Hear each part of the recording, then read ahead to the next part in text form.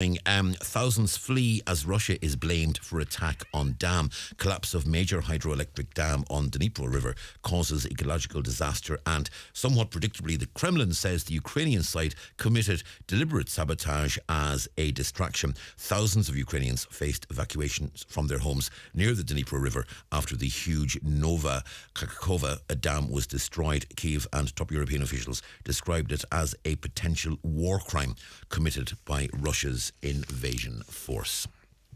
Irish Daily Mail this morning. Spending watchdog warns do not go on a splurge.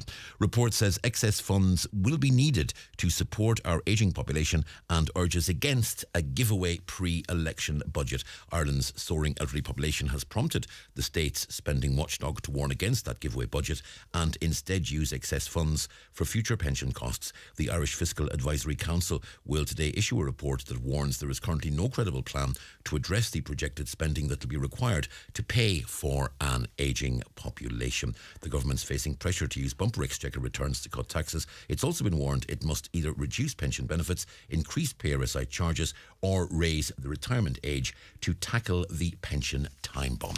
That's according to the Irish Daily Mail. Also a picture on the Irish Daily Mail this morning of Prince Harry. Harry in the witness box. Oh, how he must have longed for the schmaltzy embrace of Oprah.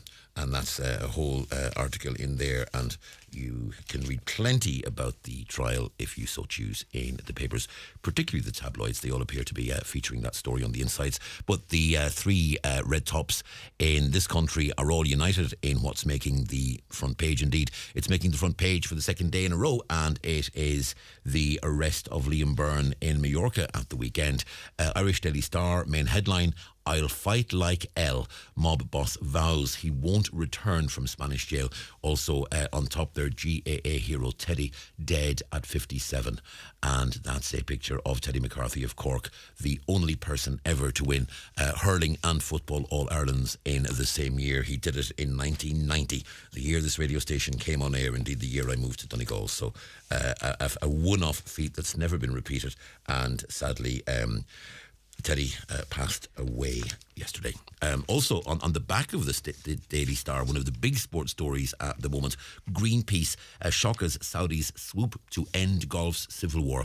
Saudi Arabia engineered a stunning backdoor takeover of professional golf after the announcement of a shock peace deal between Live Golf and the established tours. And when you look at how people like Rory McIlroy fought tooth and nail against that whole Live tour, he now finds himself in a very, very strange situation. Irish Daily Mirror this morning: the Byrne ultimatum. Mobster refuses to go back to UK after arrest in Spain. Liam Byrne is to fight extradition from Spain to the UK on arms trafficking charges. He refuses to go back. He may not be given a choice, depending on the outcome of legal proceedings, which have already started in the Spanish court. Also there, a shock as GAA dual legend Teddy, 57, dies suddenly. And the Irish Sun this morning, again, cocky Byrne in gun rap fight, cartel chief to battle, extradition. It's the same mugshot, which I presume has been released this week by Spanish police, of Liam Byrne. The same picture appearing on all of the red tops this morning, and the smaller headline on top: Harry's big day in court. Prince Harry called Mum Diana's butler Paul Burrell a two-faced in court yesterday and said he'd feared that James Hewitt was his dad. And you can read more about that on the Irish Sun. It's the 9 till noon show on Highland Radio. It's, as I say, Donal Kavanagh with you until 12 midday on the show. Today we're going to take a short break. Back after these. The newspapers are courtesy of Kelly Centra Mountaintop Letterkenny, the C-Store National Large Forecourt of the Year for 2022. Did you have a nice time, love? We went for a picnic. Niamh pinched my sunglasses, the ones you got me. Freya and Connor had a massive fight. I dived for the frisbee, grazed my knee. Nice one, making me take plasters, Mum. Niamh's hay fever flared up, had to buy antihistamines. It started lashing down, but hello, waterproof mascara. And I'm convinced there's Soltan in my hair. Please tell me you got dry shampoo. Best day ever. Incredible offers all summer long. With you for our perfectly imperfect summer. Boots, with you for life. I I've just had the Eclipse Cinemas experience. Wow, they truly have taken a night at the movies to a whole new level. Amazing recliner chairs, director's lounge VIP rooms, pizza and hot food served to your seat. Have a glass of wine and enjoy the film on the big screen. Try it for yourself at Eclipse Cinemas Bundoran and Lifford Strabane, where the stars shine brighter. By the way, the pizzas are amazing. You can book your seat anytime at eclipsecinemas.ie. At Hickey, Clark and Langan Insurance Brokers, they compare quotes from all the leading insurers, so you get a great price. Home, motor and van, farm, holiday home, travel and liability insurance, they quote them all. So if the worst happens, you're covered. For a competitive insurance quote today, call Hickey, Clark and Langan on 9126688 or pop into their office at Ballymacool, Letterkenny. Hickey, Clark and Langan General Insurances Limited, trading as Hickey, Clark and Langan, is regulated by the Central Bank of Ireland. The groom goes free. The groom goes free. Yes, you heard it. The Groom's Room. Evolve Clothing, Letterkenny Retail Park. The groom goes free. Call in today. Terms and conditions apply. Highland Radio time checks with Expressway. Travel Route 32 from Letterkenny to Dublin when you book online and travel for less. Expressway, bringing you the time at 17 minutes past 9 o'clock, and a very good morning to you. Now, there has been a lot of discussion over the years about septic tanks, and it's a very pertinent issue, obviously, in a county like Donegal, where there is a significant amount of one-off housing, and therefore a lot of houses in this county will be dependent on septic tanks for their environment.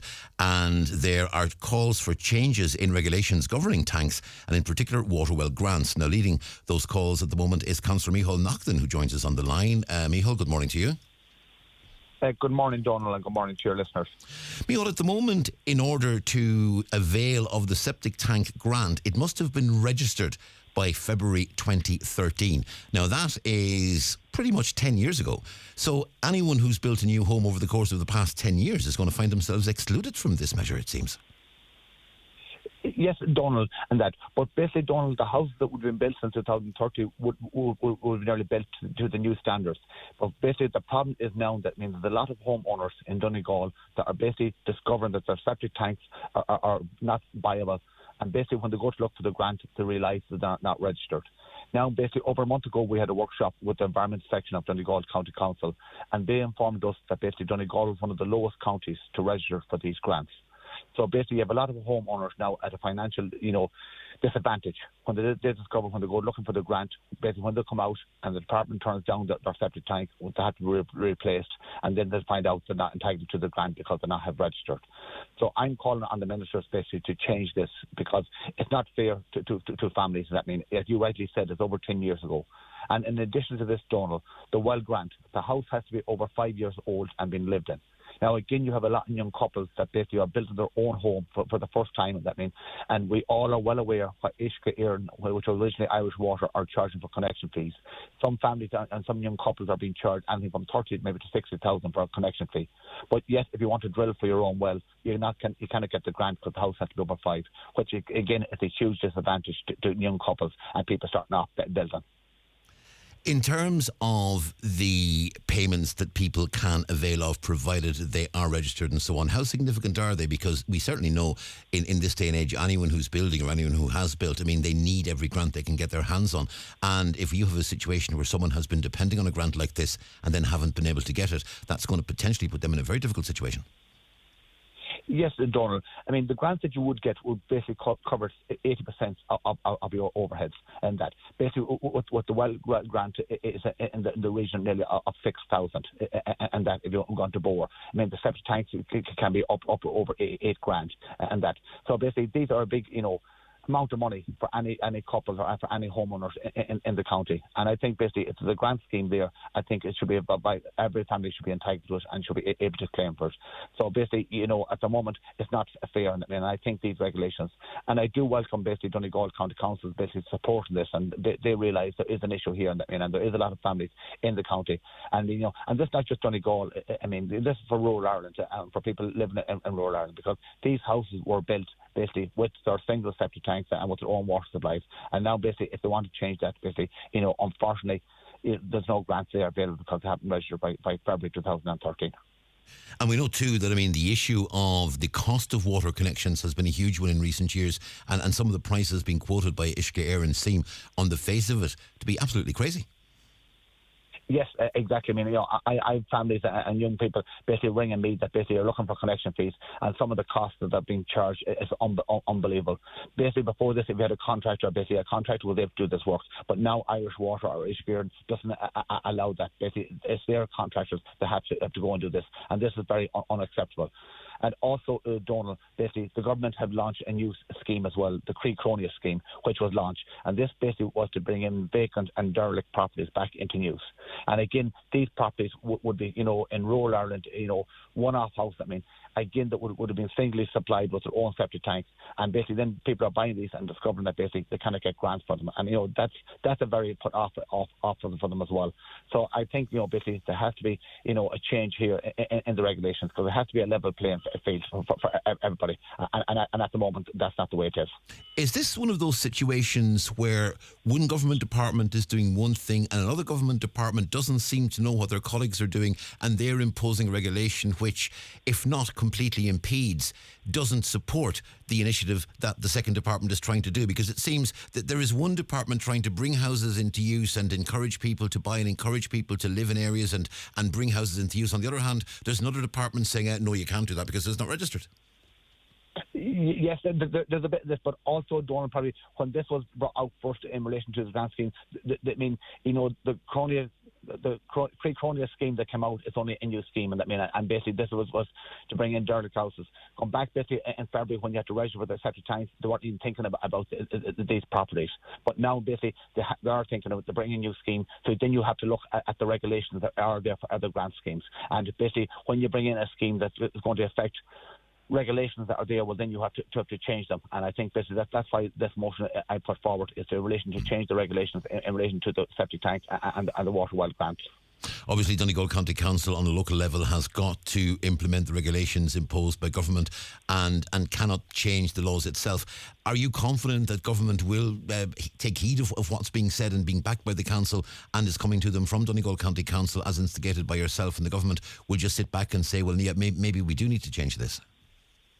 Yes, Donal, I will be very hopeful. At the end of the day, if something is not working and the family and homeowners as a disadvantage, well, that's not unacceptable. And I think basically there's an onus on us as councillors and Donegal County Council and all politicians in rural Ireland that basically we lobby the ministers to make sure this, because this not just affects Donegal, this affects the whole of Ireland and counties, the rural housing there. Because as you rightly said in the introduction, that basically Donegal is a very rural county. And basically, there's a lot of one-off houses. And all these are basically serviced by a single septic tank and by their own water supply. And basically, if you want to upgrade, it's not a matter of upgrading. Some of them are basically being deemed not acceptable going forward, and they have to be upgraded. So basically, then the families are discovering that there's an onus on them then to get them changed. But when they go to apply for the grant, unfortunately, it's out to the regulations, they haven't it registered. And I think that's a huge disadvantage for the homeowners. There was a lot of talk about septic tanks when these new regulations were coming in 10 years ago. A lot of concern at the level of inspection, a lot of concern that householders could find themselves facing significant costs. What then happened was the system seemed to bed in. We didn't hear about that for a while. Are we in a situation now where there are effectively our chickens coming home to roost? Yes, and I think basically the department and the environmental section have stepped up basically their inspections, and there's a lot more inspections going on. And there's a lot more basically families contacting me, and that's why I moved this motion, because basically now people are discovering basically when the department come onto them and they're in relation to septic tanks, they discover, I haven't been registered, and now there's an issue because my septic tank has to be upgraded and I cannot get the grant. So that's why I moved it, because basically it was families and young couples that basically ring me in relation to these, that basically I moved this motion, that basically there was a loophole here that needs to be changed, and I think for the betterment of everybody they have to be changed. Councillor Micheál Naughton, thank you very much indeed for speaking to us this morning. Thank you, Donal. That's Councillor Micheál Naughton there, that issue with septic tanks. As Micheál said there, he has raised this issue in the Donegal County Council chamber. He's received the backing of the council, and the issue is now going to Dublin with Donegal County Council's imprimatur. Now, I want to go to Buncrana, where there's a new development at Crana View, but there is some issues about the site traffic going through a local housing estate. Let's go to line 2 and say good morning to Don. Don, how are you? Not too bad, man. How are you? I'm grand, thank you. Right, we know that this issue has been raised on your behalf, done by Councillor Jack Murray. Work is being done in the area, and your concern is site traffic is travelling through your own estate, and that's causing you specific worries and problems. Basically, what's been happening this past 3 months, I got in contact with Councillor Jack Murray about 3 months ago and asked him to try to get a meeting with the housing manager just to discuss our fears about excessive traffic going through, through the site or our park.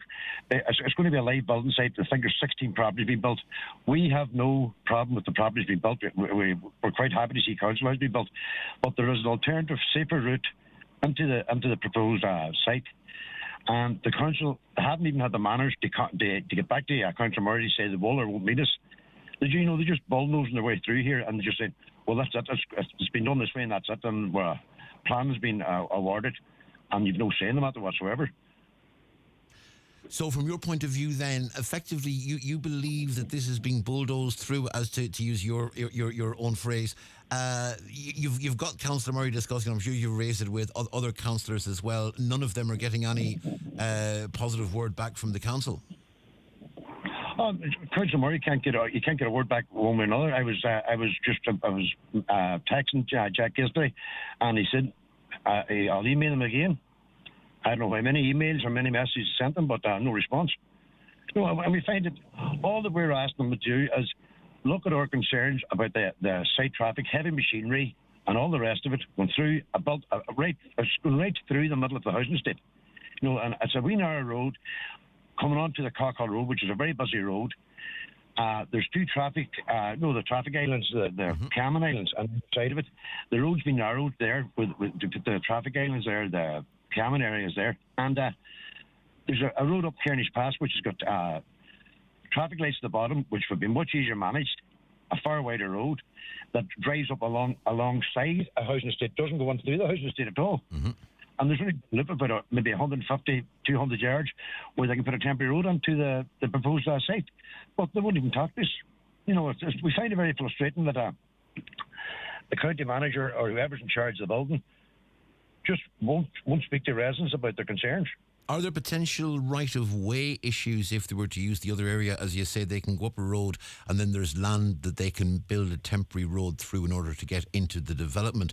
Is that land in private ownership or is that land owned by the council? Because if that's the case, that might be an issue in terms of just having the right to actually bring traffic up and down that stretch of land if it's not owned or controlled by the council. Well, the road we're talking about will be joining onto the new relief road of Buncrana.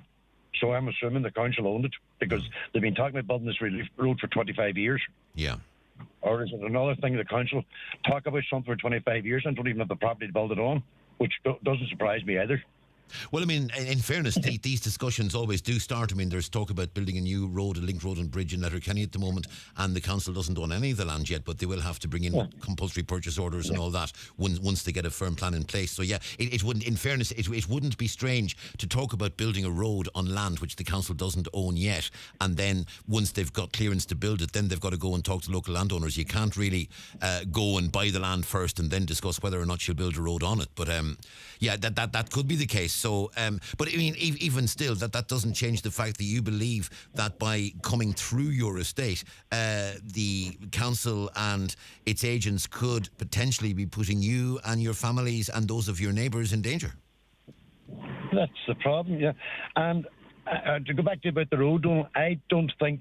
Well, I'm assuming they've been talking about this road 25 years plus in this area, and I'm assuming now after 25 years.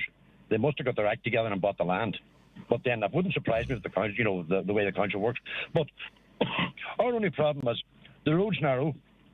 There's a large green area up at the top of the housing estate, and that's the only green area the kids have to play on. And so the council and their wisdom would say they are going to take 5 or 6 foot off this green the whole way around. It's their green. It's their green that the people in Cranaview and Cranach Crescent have been maintaining this past 40 odd years. We pay for it to be maintained. The grass cut. The council have never cut it, But they're saying we're going up and we're going to take whatever we need, without any consultation with anybody. It's the fact that they're just ignoring us. That's what's got people's back up. And there is the health and safety. As you know yourself, when there's a live site going on, the heavy traffic and heavy machinery, there's an awful lot of going up and down every morning from 8 o'clock. There's an awful lot of children in that park. And our concerns have just been ignored.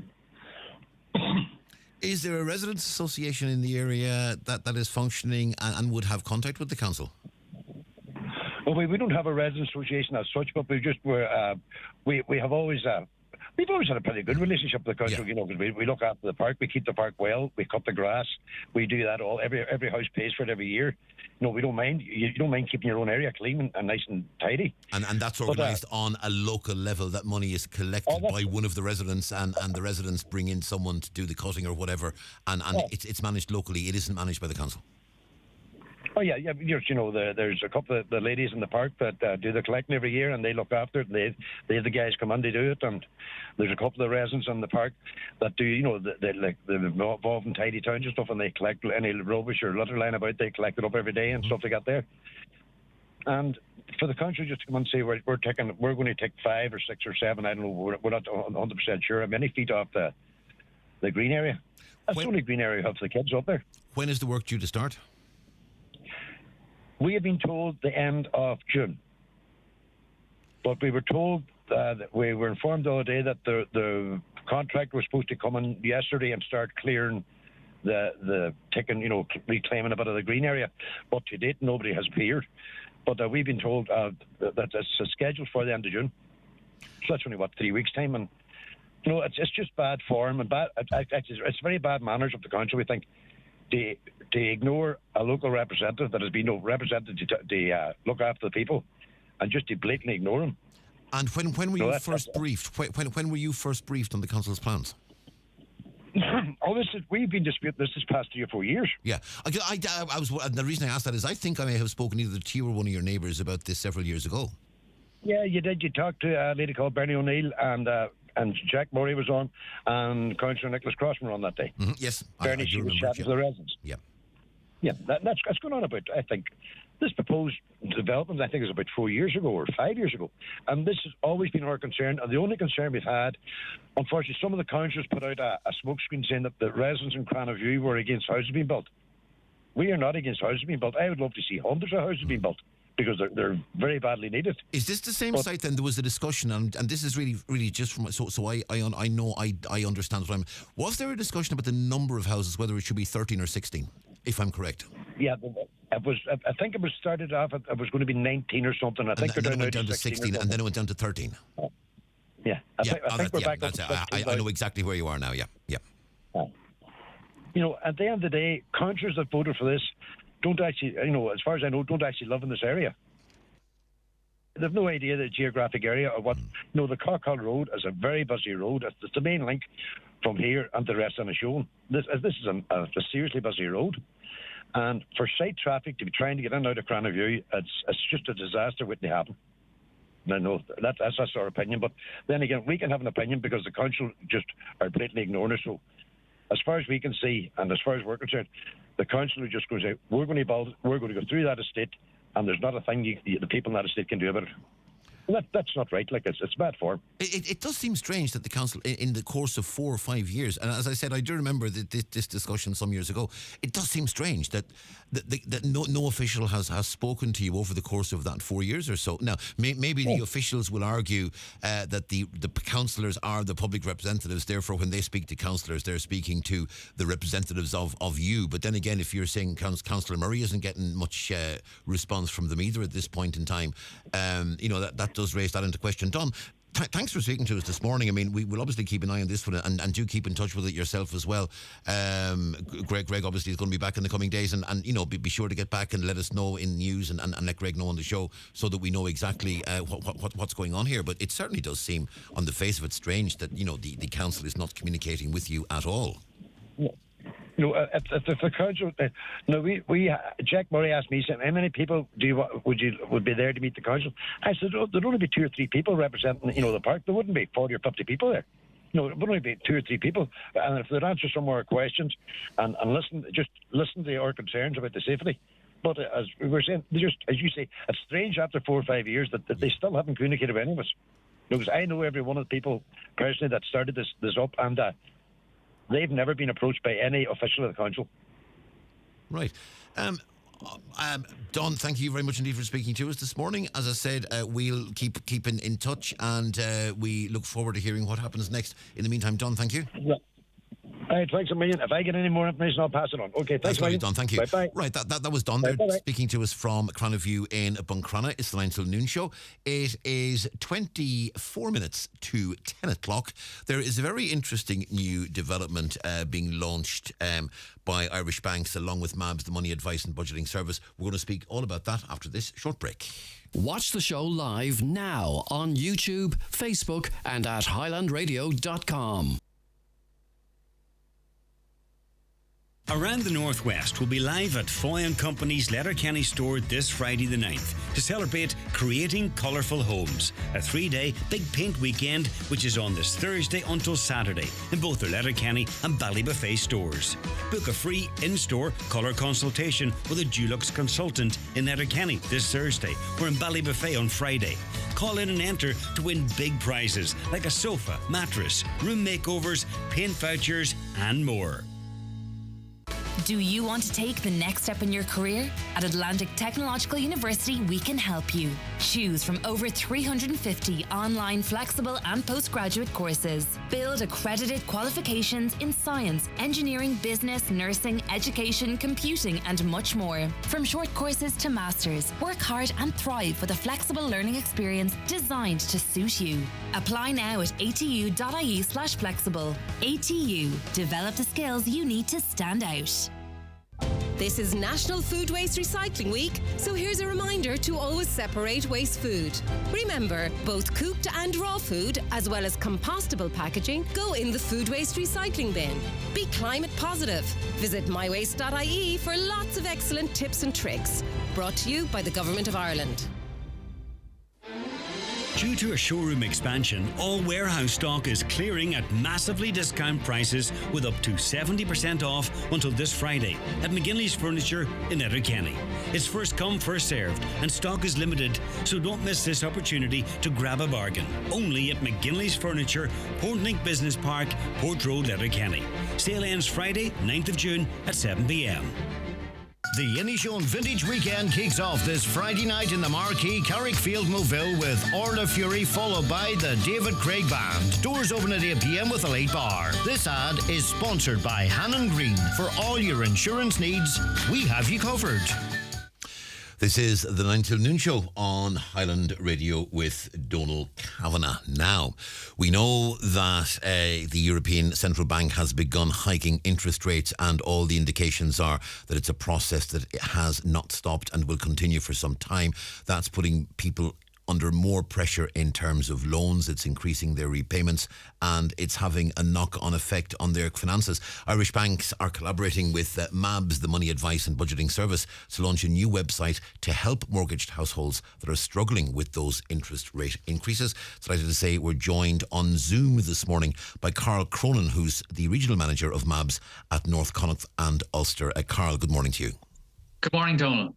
Carl, in terms of this initiative you're doing along with the banks through the BPFI, the Banking and Payments Federation of Ireland, it's important that people are supported, and a lot of people are finding themselves, particularly if they had loans that they could just about manage to service, if they were at the pin of their collar when they were servicing those loans from the offset, once those interest rates started to hit, these people were potentially in trouble.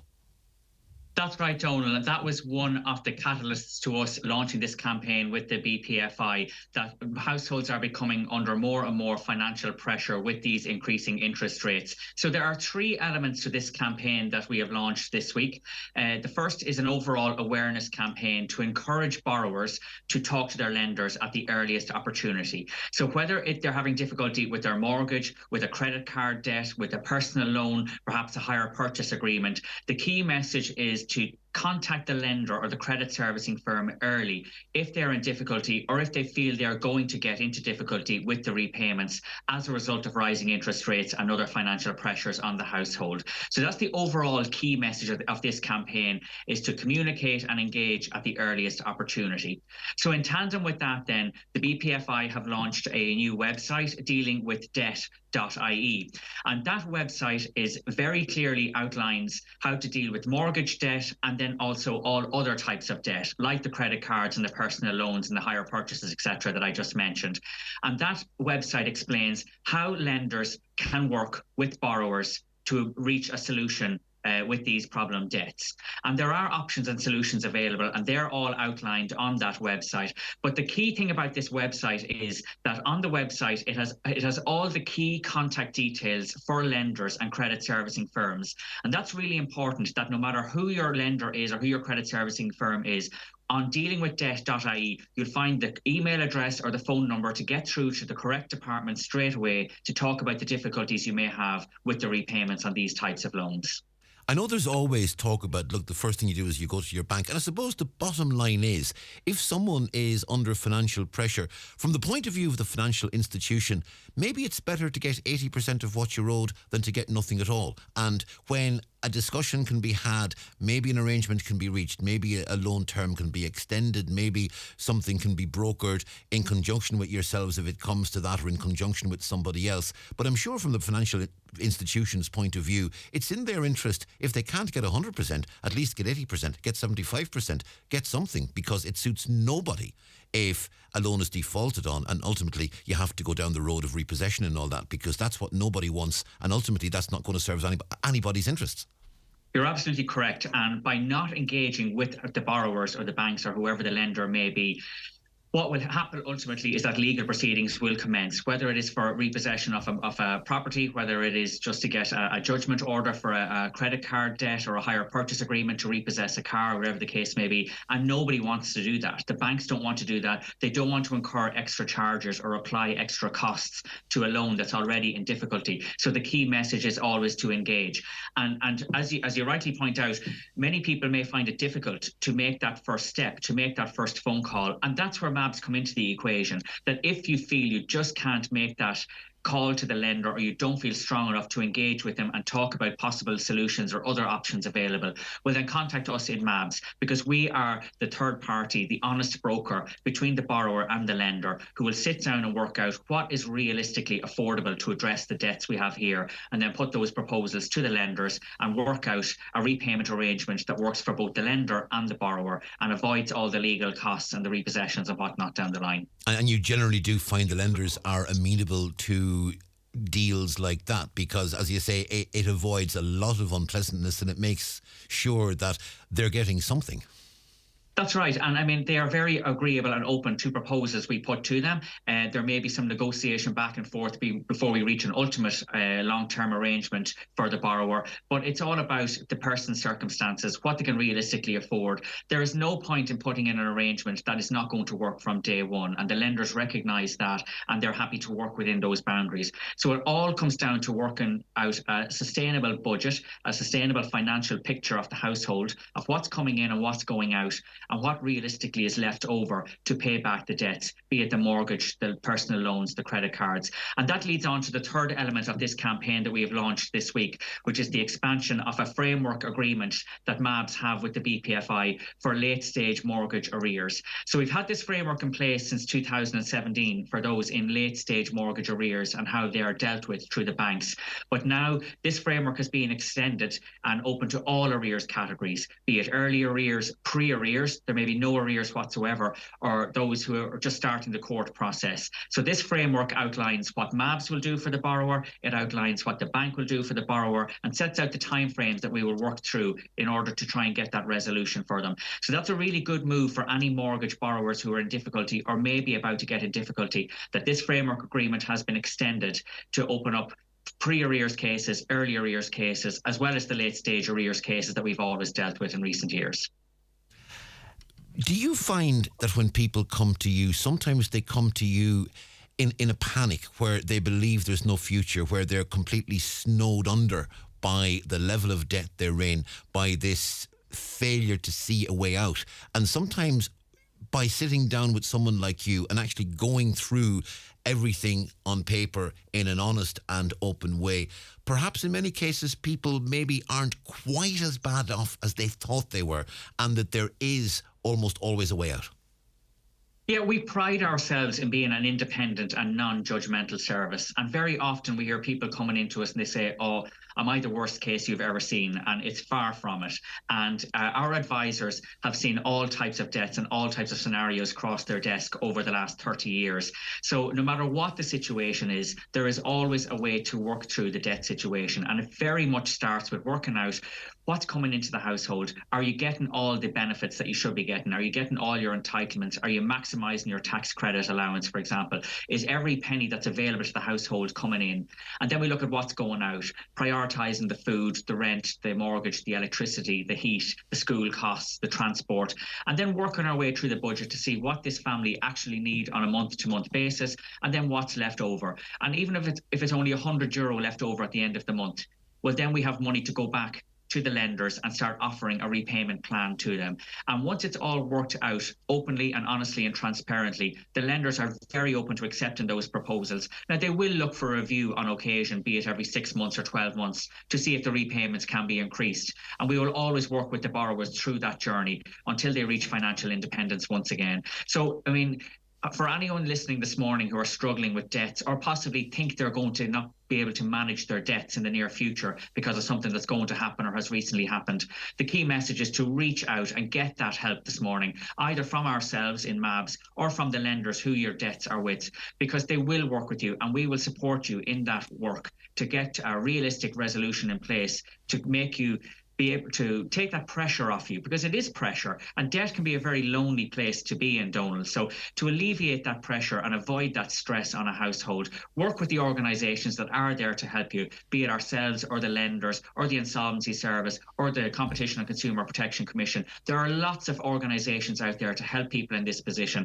There is no need to suffer in silence or to carry this stress and anxiety on your own. Dealingwithdebt.ie is the website that's been established to deal with this mortgage issue in particular. There are several MABS offices in Donegal dotted right around the country. People can contact them by phone. You can make contact online. You can make contact by email. Do so anonymously initially if you so wish. But the main message, as you say, is to people is, look, reach out, make contact, and we'll take it from there. That's right, and all our contact details for all our offices throughout the country are available on mabs.ie. Carl Cronin, Regional Manager of MABS in Connacht, North Connacht and Ulster, thank you very much indeed for speaking to us this morning. Streaming exclusively on Disney+. Strippers! Are you still doing it? What do you think? After 25 years, the Full Monty crew are back. This is going to be the greatest comeback. Give me strength. In a new original series. I call everybody love me. They're older. Shock of the century. And none the wiser. Love you, mate. Ooh. The Full Monty. Streaming June 14th exclusively on Disney+. 18+ subscription required. T's and C's apply. Would you like to treat the kids to a free day out on Saturday, 10th of June? There's lots of free events taking place near you for Crinny Nog. From babies to teens, there's a huge variety of creative activities across the county. Don't be disappointed and book your free place now at waynefest.ie. Now is the time to experience all-electric driving for yourself with the Volkswagen Experience Electric Sales Event from the 9th to the 17th of June at your local Volkswagen retailer. Discover our all-electric cars, charging solutions, government incentives, and our latest market-leading 232 offers. Plus, test drive the Volkswagen ID range, Ireland's best-selling all-electric cars, available for immediate delivery at your local Volkswagen retailer. Search Volkswagen ID. Volkswagen. Best-selling claim based on latest published figures. Visit Connolly's Volkswagen at Canal Road, Letterkenny today. Book a test drive at connellys.ie. Don't miss the 31st annual Finn Valley Show on Russell Brothers Farm, Killygordon on Saturday 17th of June with the usual dog, home industries, poultry, sheep, cattle, horse and pony classes and Fast and Furious Donkey Derby plus Show and Shine tractor competition judged by Kirsty Ward from Grassmen with trade stands, live music and children's entertainment. The Finn Valley Show is sure to be a family fun day on June 17th. This ad is sponsored by Kilpatrick Brothers Contracting for all your agri needs: mowing, raking, baling, GPS sowing, slurry and manure spreading. Call Davy or Ray on 087 2121 760. This is the 9 till noon show on Highland Radio. As we all know, local elections took place in Northern Ireland last month. Derry City and Strabane District Council was constituted. It held its AGM at the beginning of this week, and we have a new mayor, and everything is hunky-dory and everything moves forward. Or does it? Because there is potentially some drama in the offing. The Alliance Party lost both its seats on Derry City Council, Derry City and Strabane District Council, in the election that took place last month. But the party has now begun a legal challenge against the result. We're joined by Pat McCart on Zoom. Pat, an expert on all things political north of the border, former editor, of course, of the Derry Journal, currently a columnist with the Daily Mirror. Pat, good morning. Morning, Joel. Pat, in terms of this challenge taken by Alliance, number one, it seems to be a challenge over the transfer process. Now, I can't think that this could ever happen in a vote south of the border, because there is so much scrutineering done by all the parties and there is such a close eye kept on the counters and on the count process that it's inconceivable that, we've seen fights over 2 votes and an envelope. I couldn't see a situation develop south of the border where 150 votes weren't transferred before an elimination was announced. Donal, that's a brilliant observation, because you've just taken the words out of my mouth, actually. I have spent years when I was a young reporter at elections, and there were people, by the way, Donal, I am not an expert in elections, but I used to stand beside people who were, and they could tell you exactly where every vote was going. The problem in the north, Donal, is by and large it's a first past the post system in the north, and they're not used to this sort of transferring of votes, and they're still not used to it. There were guys I remember from Fanad during the Neil Blaney era, and they were unbelievable. They could nearly predict the election outcome from the very first round of when the votes came out. They could tell you, Hart's number 2, Blaney's number 1, somebody else is such and such. Well, that's in the north. It's by and large, it's all up in the air. It's until the votes are all counted before anybody can tell you. But what's interesting, Donald, is Alliance got 2 people elected in 2019. A woman called Rachel Ferguson and a guy called Philip McKinney. Now, Rachel Ferguson, in my understanding, went along to a meeting one night of the Alliance Party and came out of the meeting as their candidate. She was only going along to a meeting as a sort of supporter. So Alliance, they were doing extremely well in the east of Northern Ireland, around the Belfast area. And what they were hoping to do was do well in the west of the province. And suddenly, they had unexpectedly in 2019, they got 2 people elected. As far as I'm aware, they've opened up an office in Derry, and now they've lost both seats. But the point is, there was 150 votes. As far as I recall, the 2 DUP people got elected, and that left a surplus of somewhere 150 votes. There's a guy called the Alliance guy called Philip McKinney, if I remember correctly. Yeah. He was 49 votes behind, but they didn't count the votes. So that doesn't mean to say he would have got any, that would have changed anything, because the votes could have gone to the SDLP. Martin Reddy was actually elected. The SDLP guy, he's a long-serving councillor. Now, it doesn't say that automatically that Philip McKinney would have got elected, but the point is we don't know. He might have, and that's where it's now gone to the High Court in Belfast, and that's where I'm getting to. I mean, I know there is a phrase you hear very often returning officers use here, and I'm not going to quote it correctly, so excuse me, I'll make a mess of it, but they use a phrase along the lines of they will make a declaration on the basis that the remaining surplus of such and such is not enough as to make a potential material difference to the outcome of the count. And material difference, and it seems in this case, I mean, if you were 49 votes behind and there's 150 votes left to be, now these are surplus votes from 2 DUP people who have been elected. And very often surpluses are left to one side. If you have a surplus that's smaller than somebody else's vote after they're eliminated, they will very often put the surplus to one side and then go back to them. Now, I can't claim to fully understand the process myself. I understand about 75% of it and I wing it the rest of the time. But I mean, as I say, and I sometimes wonder, and it seems though that on the face of it, if there were 150 surplus votes to be transferred, why that wasn't done does seem to be. Donal, my understanding of it was a guy in England, an elections expert who was just sort of going through the votes. Now, whether he was working in an official capacity or just one of these guys sort of fanatics about elections, I'm not 100% certain, but he noticed it and he got in touch with the party and so on. By the way, a shout out for Ewan Kelly and Donegal, who ran most of the elections for years. I don't think it would have happened under somebody like Ewan from Letterkenny. It certainly wouldn't. And let's be honest, even if it did, and you referenced Fanadon, the Blaney machine from Fanadon, there was also a huge Medlinchie machine with Fianna Fáil in Letterkenny as well, and several other machines right around Donegal. I mean, if there were 10 people counting behind a railing, you were nearly guaranteed there were 15 to 20 party activists leaning over that railing, watching every flick of every finger. And, not one vote would go missing, but at least 6 people would notice it immediately. Yeah, but you see, that's the big point. But the other point, the Alliance did very well this time again. Sinn Féin came first. They got, 39 extra seats. The DUP did as well.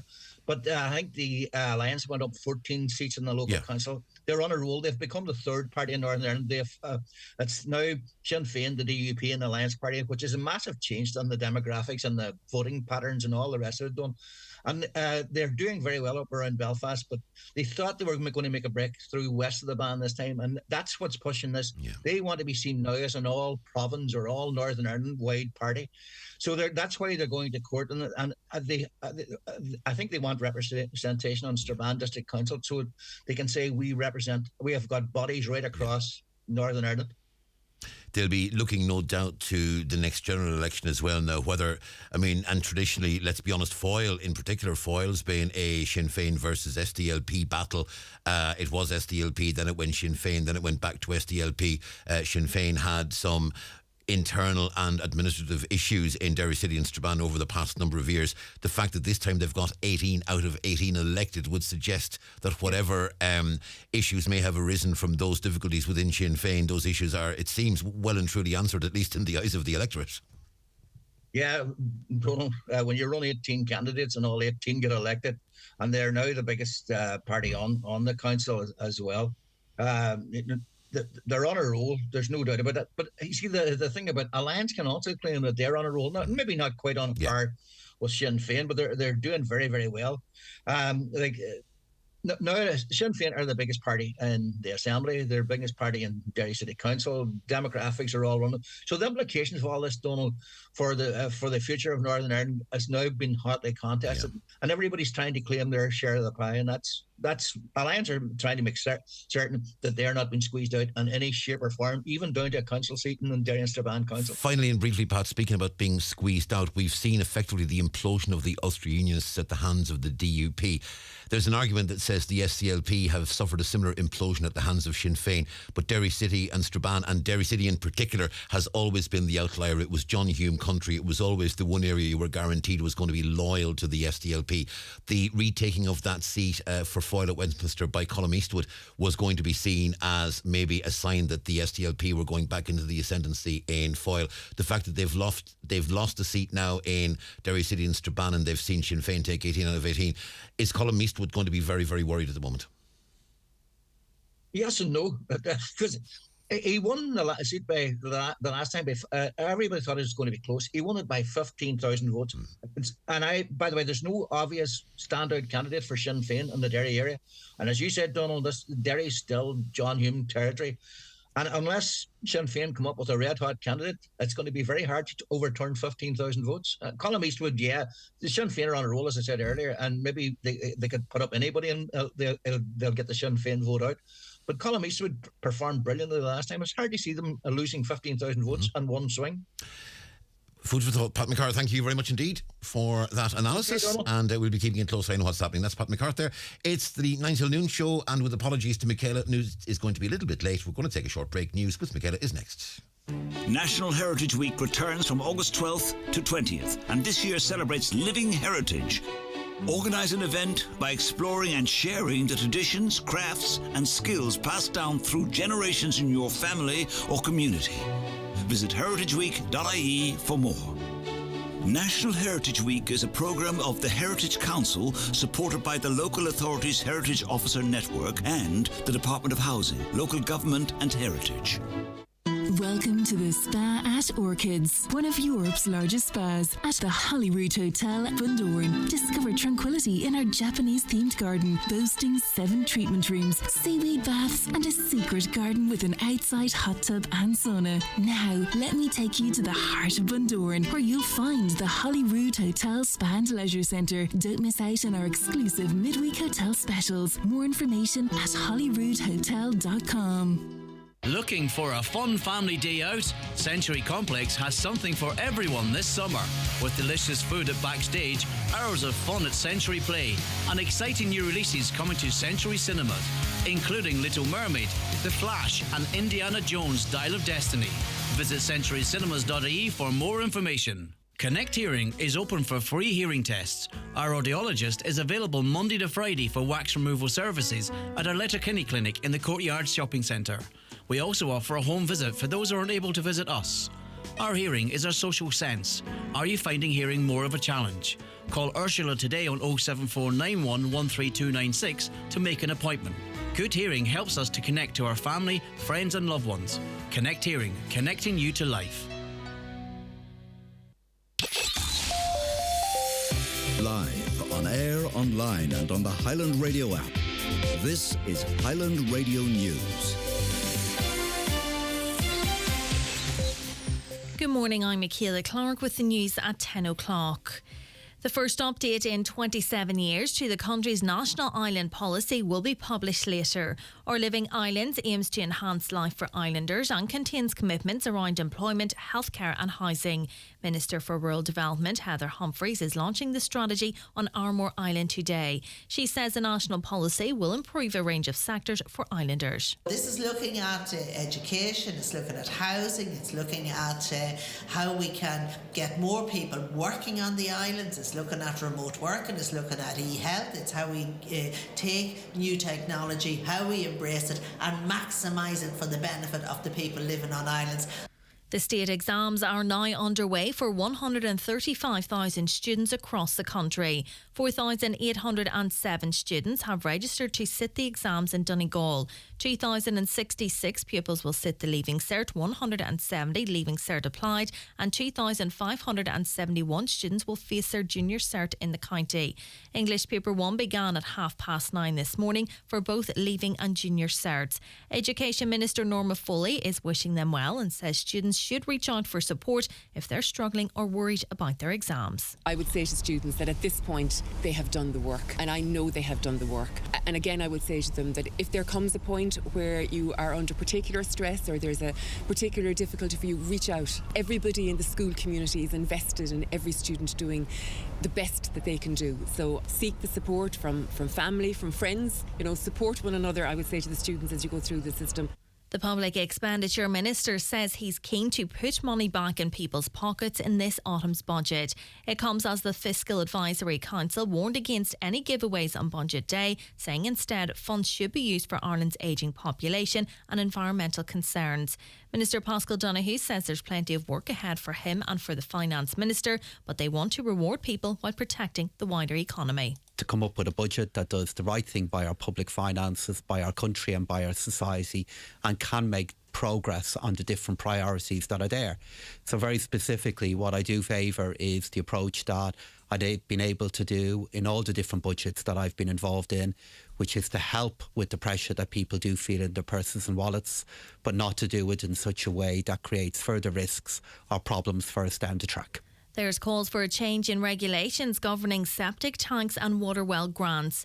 As it stands, to avail of the septic tank grant, it must have been registered by February 2013. Councillor Micheál Naughton says this leaves many at a disadvantage. He's calling on the relevant ministers to overhaul the regulations to protect homeowners from being financially impacted. We're talking over 10 years ago when you're supposed to have registration for your septic tanks. Now in Donegal, I mean, as I said, it's a rural county. There's a lot of these singular septic tanks. And basically, they will not pass the standard going forward. And when families go to look for financials, they're saying you have to have registered. And I think this is very unfair. And I think this definitely has to be changed, because the people are going to be financially out of pocket. And if there's a grant there, I think everybody should be entitled to it. The UN's warning of grave and far-reaching consequences, with thousands of people at risk from flooding following an explosion on a dam in Ukraine. Several residents in the Russian-controlled area of Kherson have already been forced to leave their homes, taking only the essentials with them. At least 7 people are feared missing. Moscow and Kyiv are blaming each other for the blast. Sky Special correspondent Alex Crawford is in the region and says the reality is harrowing. We were able to walk down this road yesterday. We walked down those streets and it was more flooded. That was walking level. Now it's, say, overnight, we reckon it's probably come up about 4 foot. The move away from cash has led to an explosion in financial fraud since the COVID-19 pandemic. According to the Irish Independent, there's been a 560% increase in the number of bank accounts taken over by fraudsters, while online scams where somebody pretends to be a reputable company known as phishing is up 417%. The figures were released by the Department of Justice to Donegal Deputy Pierce Doherty, who says a national strategy must be developed due to the growing threat. Weather now dry and mostly sunny today, although there may be some patchy cloud at times. Highest temperatures of 20 to 23 degrees. That's all from Highland Radio News for now. We'll be back with an update again at 11 o'clock. Until then, good morning.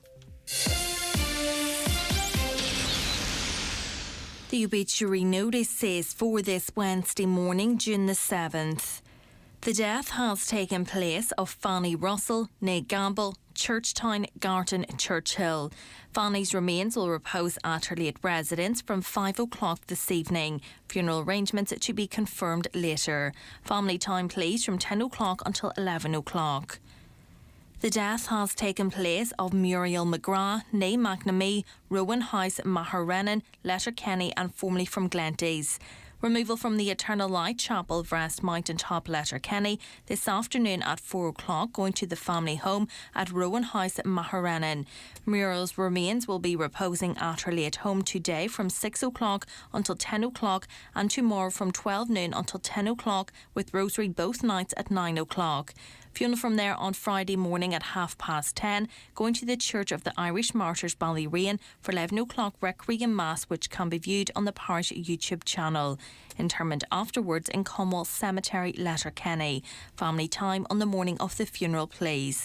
Family flowers only, please. Donations in lieu of flowers, if desired, to Hillcrest House Nursing Home Comfort Fund, care of any family member.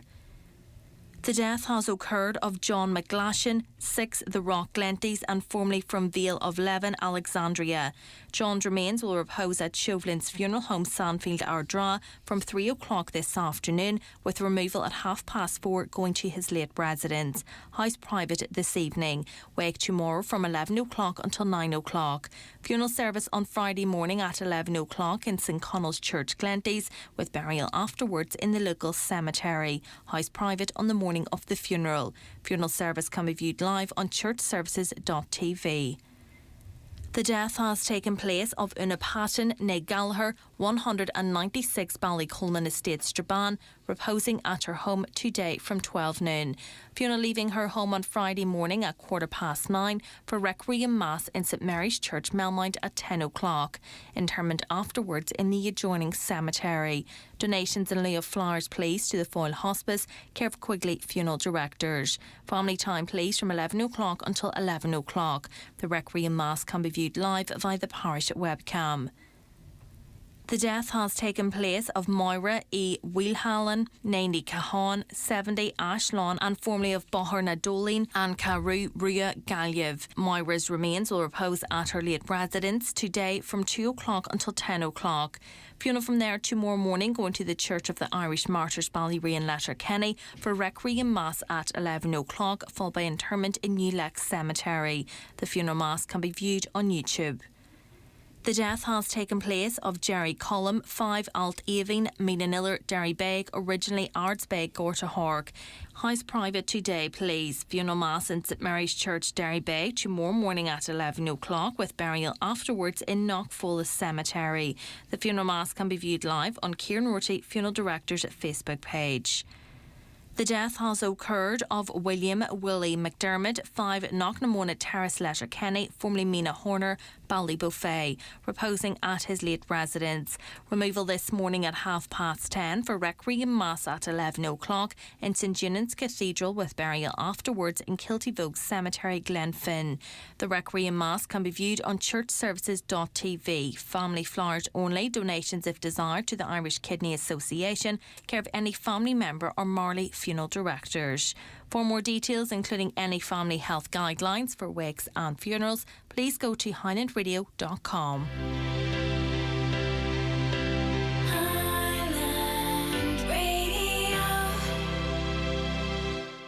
Is your home or motor insurance up for renewal?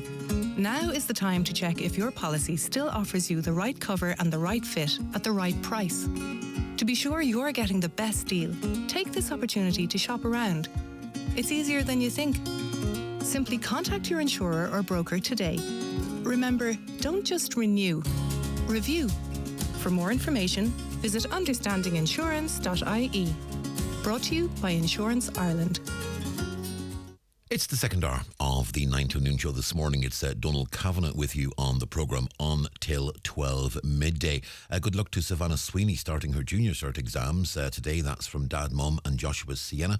Thank you. I'm presuming Savannah is well into her first English paper at the moment and will not be listening at this point in time. But certainly our thoughts, as we said earlier, are with all of those who are doing their exams at the moment. As I said, I did my leaving cert 42 years ago, and it's still a memory that's burnt into my synapses of my brain. Caller says, regarding the golf hole-in-one merger, it sounds like Rory McIlroy was one of the only ones not to take the hundreds of millions. Did someone say Rory was livid? I'd say Rory's raging. Thank you, Kevin in Dunlow, for that glorious pun. The caller says, can you please tell people to look after their animals in this hot weather? The cars and the pavements are roasting hot. Our animals need plenty of shelter and water. They cannot adapt to this heat, so we need to protect them. And absolutely would concur with that. Buncrana traffic, caller says, is an absolute nightmare. Westbrook Bridge is a disgrace. You simply cannot get out onto the main road. We need traffic lights, but maybe that's too simple a solution.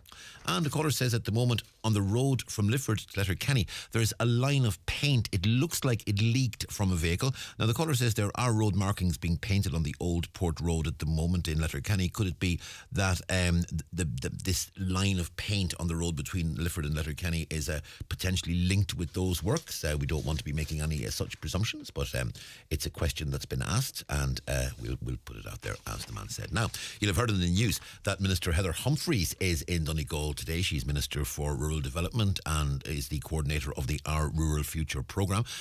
She performed a number of duties yesterday, and I spoke to the Minister while she was opening the new DLDC offices in Letterkenny, not all that far away from us here on the mountaintop in Letterkenny. And Minister Humphreys was speaking about the launch of the new island plan that's taking place today. She's going to be on Arranmore. She's en route there now, as I understand it, but yesterday she was right across. She was in Brookles, she was in Mallinbeg, she was in Crossroads Killigordon, and she was also in Letterkenny. And as I say, heading for Arranmore to launch a plan for the islands. And when I spoke to the Minister in Letterkenny last evening, this is what she had to say about this island plan that is being launched. The island strategy, I think it's about 26 years since the last one was launched. I have been to Arranmore. This is my third time to visit it. It's a particularly beautiful island, and of course all of Donegal is particularly beautiful in the sunshine that we've had today. But I'm back there in Arranmore to launch this island strategy, and what this is about it's a plan so that we can support island communities, because island communities have challenges. We have our own challenges in rural Ireland that we're overcoming, but island communities have an additional set of challenges when you think of connectivity and how they get there, and their big thing is how they can increase their population. So this is looking at education, it's looking at housing, it's looking at how we can get more people working on the islands, it's looking at remote working, it's looking at e-health, it's how we take new technology, how we embrace it and maximise it for the benefit of the people living on islands. And that was Minister Heather Humphreys speaking to us yesterday, as we said, and she's en route to Arranmore, and that launch taking place on Arranmore very shortly. Now, it's 10:15. It's time for a short break. If you play Highland Radio NCBI Bingo, grab your books, grab your pens, because very, very shortly indeed, we'll be handing you over to Callus. The county's #1 talk show, the 9 till noon show on Highland Radio. It's time for NCBI Bingo on Highland Radio. It's Wednesday the 7th of June. You're playing on the blue sheet. The reference number is S13. It's game number 23. The numbers are 89, 40, 3, 70, 45, 19, 67, 85, 8, and finally 41. Phone your claim to 9104833 before 8 tonight, leaving your name, contact number and the name of the shop where you purchased your book, and we'll call you back the next working day. Get all your NCBI Bingo information at highlandradio.com. Shop LK at Brian McCormick Sports and Leisure Main Street, Letterkenny. All the kids are back playing football with longer days and shorter nights. Kids football boots from only €25, available in Velcro or lace. Check our new range of kids boots, shorts, socks and accessories. Visit our new club room with quarter zips, t-shirts and matching bottoms for your favourite local club. Click on Teamwear at bmcsports.ie for more details.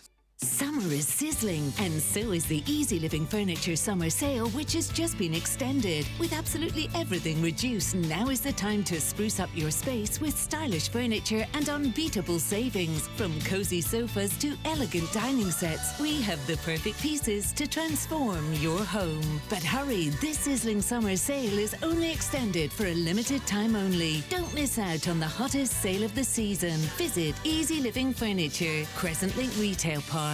At Cherrymore Kitchens and Bedrooms, we are now operating out of one new state-of-the-art showroom in Donegal Town. And we invite you to visit our new 5,000 square foot Donegal Town showroom to discover the latest eye-catching designs. Remember, at Cherrymore, you're dealing directly with the manufacturer, which means high-quality kitchens at factory prices. Start planning your dream kitchen or bedroom by calling Cherrymore on 074 9725 822. Cherrymore, 25 years delivering value, quality and service all over Ireland.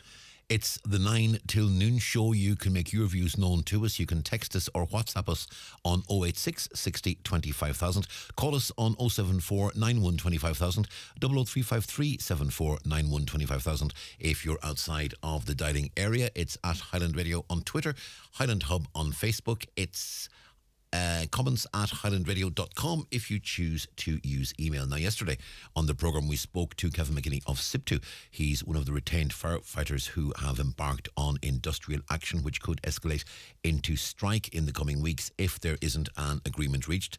They have been speaking about their grievances and the demands they have in order to ensure more recruitment and retention for the service.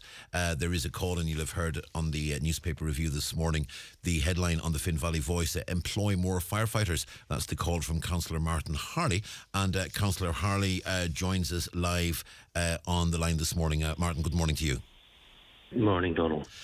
Councillor Hardy, you have acknowledged that, yes, there is a need for more recruitment, but if that recruitment is going to happen, there need to be changes to the terms and conditions under which retained firefighters are hired, and you believe the council and ultimately government need to go into serious discussions with Kevin McKinney and his colleagues to see what agreements can be reached. Yeah, it's at the moment, talking to local firefighters here in the Twin Towns, the way it is at the moment, they're on call 24/7, 365 days a year. And I think in the current times, we talk about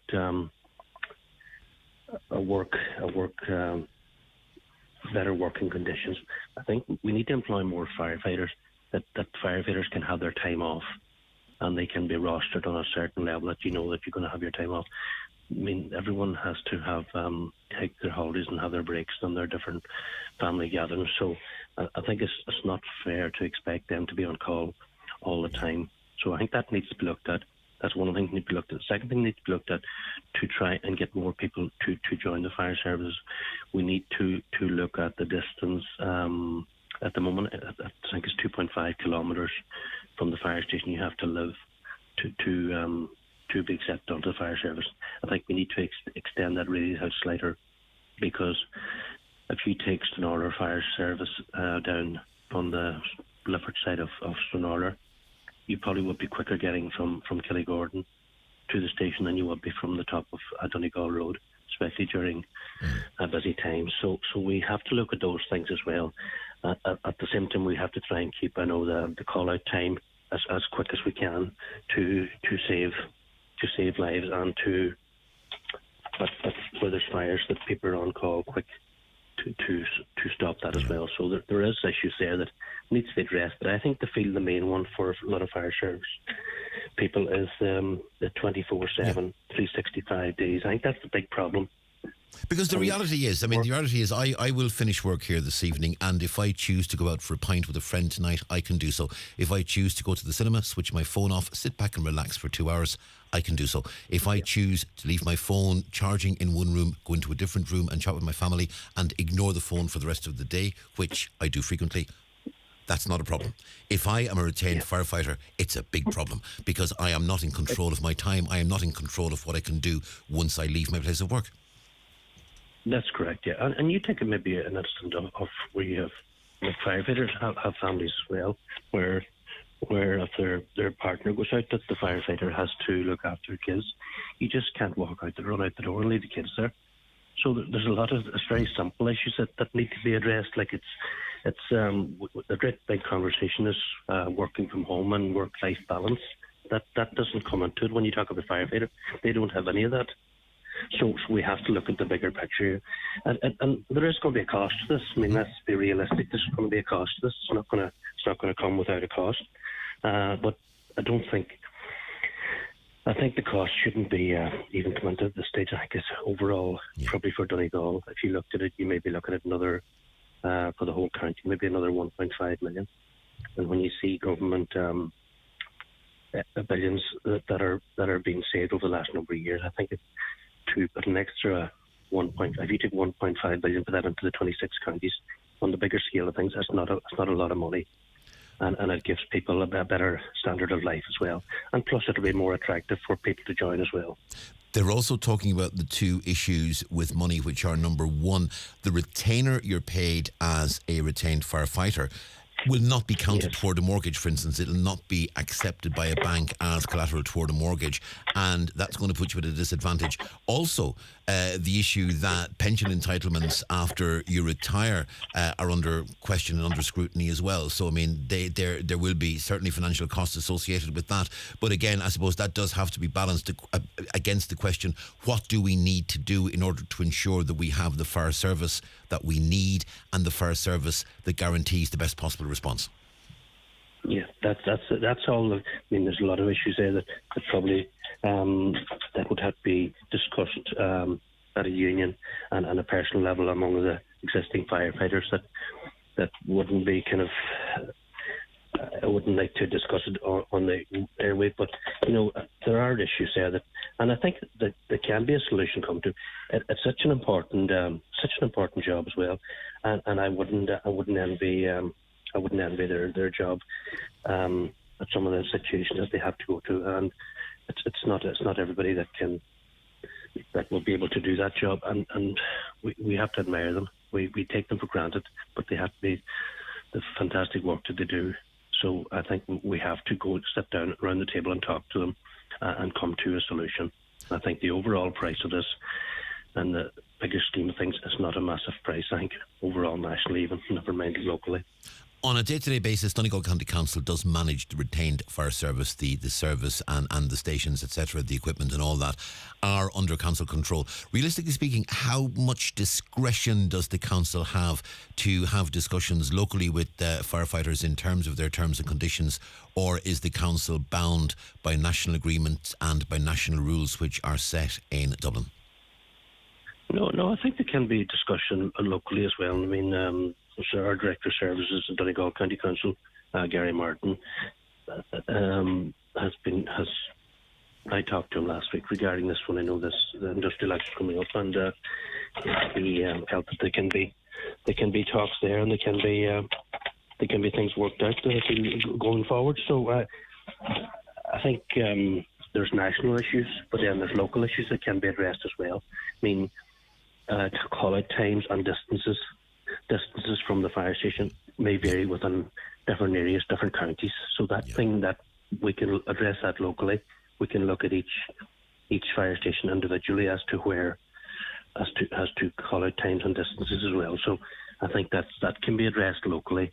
So there are local issues that we can look at, and I know Gary has a good relationship with the fire service in Donegal, and I know Gary would be willing to talk to them on that.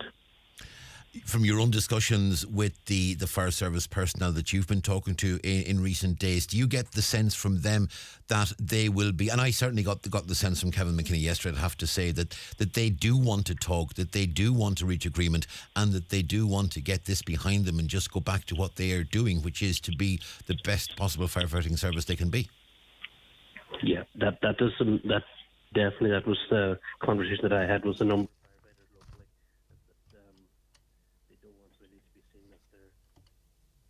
That they do want to do the job. They do want to do the job, and they put their name forward to do this job, and they want to do it.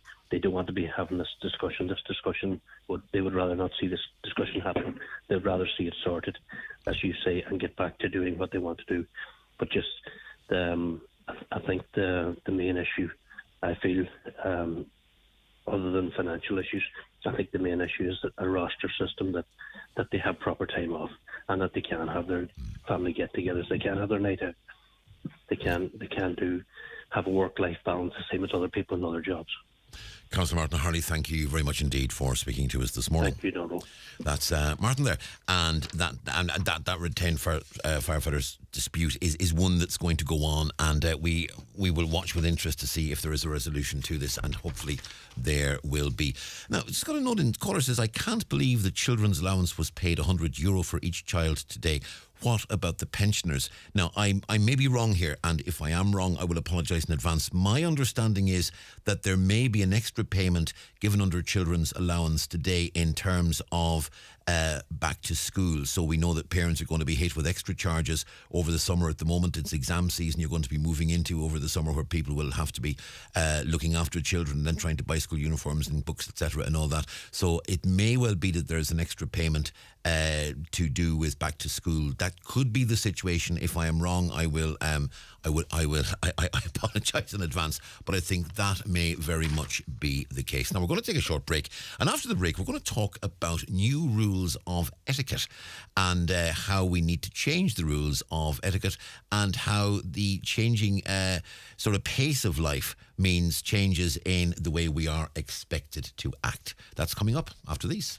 Watch the show live now on YouTube, Facebook and at highlandradio.com. It's easy to feel trapped when you're dealing with mortgage arrears. The worry, sleepless nights, the impact on you and your family. But there is a way out. Welcome. Come on in. At Awalia, our door is always open. We're here to help and ready to listen. Get free, confidential support and practical advice to help you take control of the situation by visiting mabs.ie/Awalia. That's mabs.ie/Awalia, an initiative of the Government of Ireland.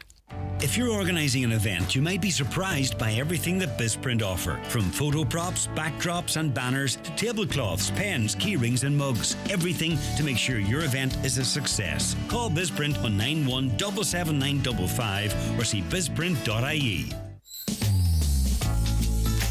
McCullough Jewellers in Letterkenny are synonymous with fine jewellery, quality watches and giftware. With stores at Main Street, Letterkenny and the Letterkenny Shopping Centre or online at ormccullough.com. You can choose from their quality product range in a relaxed atmosphere, and their sales staff will be happy to help you make the right choice, whatever the occasion. McCullough Jewellers, making moments magical for generations. Crawford Tiles and More, Castlefin. Summer offers now on. 10% off everything for the month of June. Wall and floor tiles, all sizes from small to extra large. Brand new selection of wood flooring in stock. Over 60 bathrooms on display. Tile and bathware clearance available outside. Late night opening on Thursday till 8, closed Saturdays. Crawford Tiles and More, Castlefin. With July around the corner, it's time to get your 232 ordered. With low finance rates, it's time to find out why Nissan is dominating the Irish market. With petrol, e-power hybrid and electric models. Call into iMotors today. We're sure to have a Nissan model for you. Let's talk about etiquette and rules of behaviour. You may remember the old days of Edith Wharton, Winona Ryder in The Age of Innocence, a portrayal of that era we've all seen on our screens. Jane Austen's writings, of course, absolutely dripping with doing the right thing. And sometimes we may think in this busy, fast-paced 21st century that etiquette is an aged, boring concept that doesn't really apply to us anymore. But perhaps there are just new rules of etiquette out there that we aren't exactly quite sure what they are. And I certainly have found myself once or twice wondering, is this the right thing to do or not? And even more so, I have found myself being told by my children what I should be doing because I've been doing it wrong. Joined on the line by Emily Hurricane, who recently wrote a very interesting magazine article about this whole question. Emily, good morning. Good morning. How are you? Very well indeed. I suppose there are certain things that are self-evident. One does not take out one's phone and start texting somebody in the middle of a conversation. But I'm sure, and we'll start there, because the mobile phone is probably maybe one of the centerpieces. If we do have a new etiquette, surely use of mobile phones is going to have to be up there as one of the top 3 issues that will arise. Well, definitely. And I think it's really funny that you pick the example of we obviously do not take out our phones and start texting somebody in the middle of the conversation. The reality is that we do. People do that all the time now. That would have been considered rude.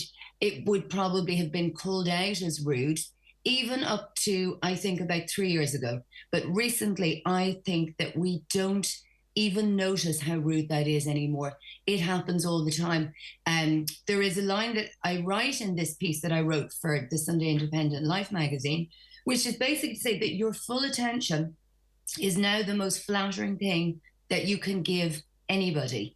So in a world in which pretty much every one of us is constantly dividing our attention between what's happening in front of us and what's happening in the online world that we equally inhabit, it is very rare that you get full attention from anyone anymore. People will half listen. They'll say, I just need to send this text. I just need to check that WhatsApp group. I'm just doing whatever it is that they're doing, whether they're on social media. And they no longer feel, mostly, I believe, that not doing these things is necessary. So in the piece I write, just put your phone away. Unless you're a brain surgeon on call, put your phone away. There's literally nothing so important that it can't wait for 10 or 15 minutes. In terms of our interactions, say dining, for instance, the concept of a family sitting around a table and not having phones on the table and just having a meal and having a conversation, it seems almost to be a redundant concept. And in embracing this new freedom of the information age that we find ourselves in this century, have we thrown the baby out with the bathwater in terms of our behaviour, in terms of our, we've thrown out all the boring stuffy stuff that we don't need anymore, but in doing so we've perhaps thrown out a lot of what benefited us as well, and we don't even realise it.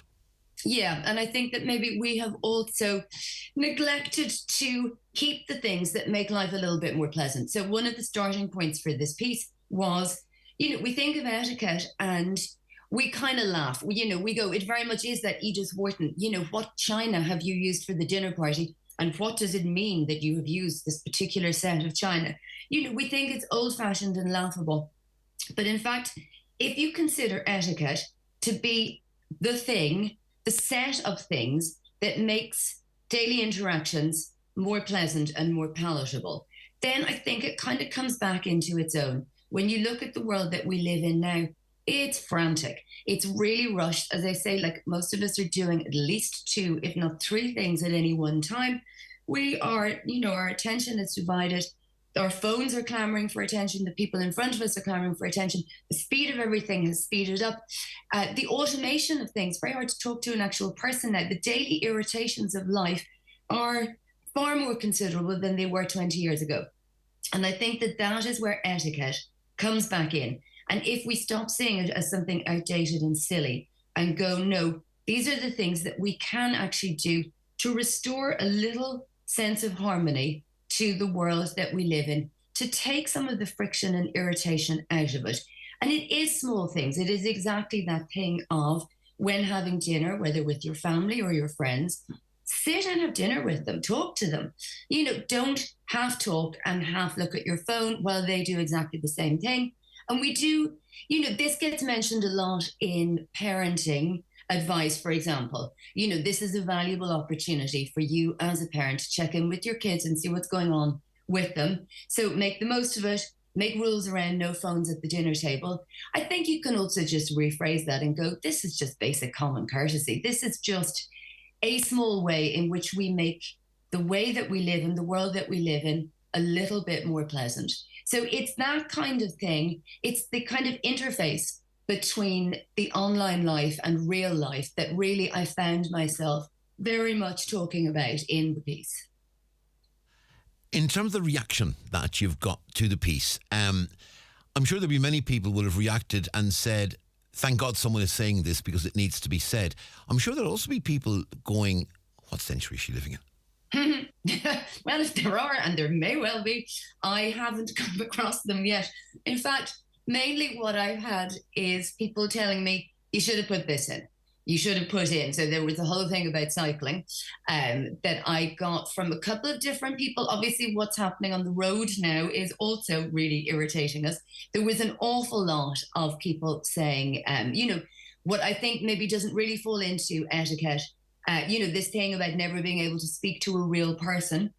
But essentially what I got was, in a way, probably you could just have kept writing that piece. You could have added more and more and more to it, because every time I looked at a different aspect of life, I discovered that obviously there are more and more things that we feel strongly about. There was something, for example, the I am greener than thou attitude was something that also came up a lot. People kind of going, well, we're all trying. And I don't want to be made to feel bad because you are vegan on Mondays and I'm not, or, because you recycle more than I do. Do it. Don't boast about it. And some of it just falls back into, these are old rules of etiquette. Boasting is never very charming. Boasting never really makes other people feel good. And I think ultimately when you talk about etiquette, you're talking about manners. And the fundamental point of manners is that you try to make other people feel comfortable. You, in some small way, put yourself out in order to make somebody else feel better or more at ease. Whether it's giving up a chair or not telling them, how amazing your kids are and how they did really brilliantly in the Leaving Cert that their child is just about to sit and maybe feeling a bit iffy about. You'd think that those are obvious, and I think they used to be obvious, But I don't think they're obvious anymore because the entire world of social media, it sometimes seems to me, is predicated on boasting. This amazing thing happened to me and I'm putting up a picture of it, I'm putting a post about it. There's so much of that online now that I think there's a genuine confusion about the fact that that isn't always very polite. It doesn't make other people feel good about themselves. Why are you doing it? You're doing it because you're happy. You're not doing it to add to the sum of general happiness. And it just tends to more and more leak from online into real life. Are we mistaking online interaction for real friendship and treating our interactions in real life as we would treat them online? That is a good question. I don't know. I think that at this stage, we probably need to accept that our online interactions are real friendship. I don't think that we can make the distinction anymore.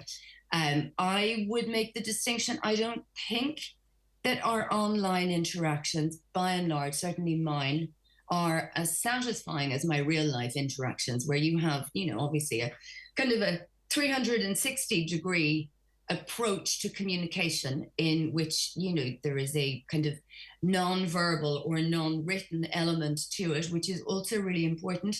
I certainly think that I get more from my real life interactions, and from what I've read about this, I'm not alone. Generally, we do get more from our real life interactions. But that said, we really do lead an awful lot of our lives online. I don't think we can dismiss that and go, those aren't real friendships. They are. But I do think that having those online friendships and those online interactions has definitely changed the way we behave in real life. Some things that will have changed over the years, and I'm certainly old enough to remember a time when if a smoker were in somebody's house, they would pretty much reach for a packet and ask for an ashtray with the expectation that they would be permitted to smoke within that house or within that area. These days, if a smoker looked at a box within somebody else's home, I suspect the reaction they get would be one of absolute disgust, if not out-and-out horror. That certainly has changed over the years. Are there other examples where maybe we have changed behaviours that now we would see as being horrendously bad manners, whereas maybe 30 years ago it wouldn't have been? Yeah, I think that is certainly true. And I think that smoking is a great example of what you can achieve. If we made the collective effort around mobile phone use that we made around smoking, if we acknowledge this is not necessarily good for us, certainly it should be limited. And if we put the kind of social regulation around mobile phone use that we have around cigarettes and smoking, I think definitely in, 5 or 10 more years, you would be back to a stage where to pick up your phone casually while you're in the middle of a conversation with somebody and send a text or check an email or whatever would be really frowned on. And I think that would be a good thing. And I'm sure loads of people completely disagree with me on it, which is fine. But, it can happen. Social mores and norms can absolutely change.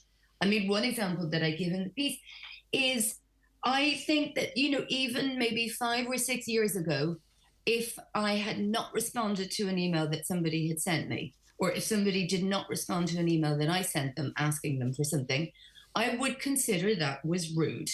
I would wonder why they hadn't responded, and you would even would you spiral into, God, did they not want to do the thing that I asked them to do? Or, why are they not responding and answering? Now, I think we all accept that the sheer volume of communication is just so high that, of course, people don't respond. How many thousand emails do you get in the course of a week? Yeah, things are going to fall through the cracks. So, no, it is no longer rude that somebody hasn't responded. Sorry. And it is also equally, I don't think it's rude to remind them that they haven't responded. So, that is, kind of a very small and kind of obvious example of how things have changed. I would have had the habit of, if someone had texted me and said, are you okay for that meeting? Or will we meet at 7 o'clock, wherever, I would tend to respond with the thumbs up emoji. Yes. Until I was told by my daughter, apparently that's rude. Yeah. I have also been told by my kids the very same thing. I still don't quite get it, I have to say. I still do it, to be honest. Yeah. I still occasionally send a thumbs up emoji. maybe you don't need to respond. Maybe if this is self-evident, I'll see you at 10 or whatever. Mm-hmm. Do you need a thumbs up emoji? No, you probably don't. But I mean, if you're sending something, it's quicker and easier to do that than it is to, yes, I will see you at 10. Yeah. I don't quite. I'm sure there are many shades of emoji use that I don't 100% understand. And I have to say that I often look at my phone and discover a series of new emojis have been added, and I have absolutely no idea what they mean. Well, I can tell you, I use 4 emojis. Yeah, I will use Laughing, I use the thumbs up, I use the laughing out loud, I use the wink, and I use the and I've been told I'm potentially wrong with this, I use the red heart as well sometimes. Oh, really? Because I use that a lot. Why are we wrong about that? Yeah, apparently, because I would use the red. I mean, for instance, if someone posts up, it's my dad's anniversary today, happy heavenly birthday, Dad, or whatever, something like that, I will put a heart. I won't make a comment. And I don't like the care thing. I just don't like the care thing for some reason. So I will just put a red heart that just says, lots of love, I'm thinking of you. And, and if they see the notification, great. If they don't see the notification, no harm done. Same goes for birthdays. I mean, you try to respond to birthday greetings and you respond to the first 10 or 11. And then if more start coming in, you get to the point where you just, can't. And then the next day you put up a big thanks to everybody. And then you put a big thanks to everybody for your wonderful wishes on my birthday. And then all your friends that didn't send you a text go, oh, Lord, I'm so guilty now because I never sent a message. And you can't win on that one. You just cannot win on that one. No, you can't win. I mean, that just reminded me of something. Wasn't there some English politician who responded to somebody putting very much this message of, a bereavement message or something, or an in memoriam message with LOL? Because he thought LOL meant lots of love. Yeah. And then everyone went, oh my God, laughing out loud, really, at this person posting about their dead relative. And he was genuinely lost and confused in the world. So, I mean, the other thing that I preach in the piece and that I think we can't ever preach enough is just be kind and patient and tolerant. Nobody's going to get it right all the time. A lot of it is new. Some of it is confusing. And rules change. I mean, I think LOL did once upon a time mean lots of love. So, just be decent and kind to each other is the fundamental underpinning of everything that falls into the category of etiquette. It just is. Try to make people, try to make them feel at ease and, just don't overreact and go nuts because somebody uses the wrong emoji. Yeah. We'll all survive. This is slightly off topic, but I did once, in fact, a friend had lost his partner and I did send a message, and as I was sending it, I went to hit the heart and I hit the wrong one. And I sent the message with the laughing out loud emoji at the end of it. I immediately realised what I'd done. I couldn't recall it. I messaged him straight back within a tenth of a second. I messaged him straight back saying, I am so sorry. Now, he messaged me back saying, it's cool, myself and the lads got a great laugh out of it, actually. And thankfully he realised it was a mistake, but I didn't send an emoji for weeks afterwards. It happens. My sister did exactly the same thing under very similar circumstances with a unicorn emoji. Like a unicorn sticker, and then she sent them, and this was on a group, and we were all sending condolences. Yeah. She was like, oh my God, I'm so sorry. I mean, it happens, it just does happen. And again, this person said they got a laugh out of it.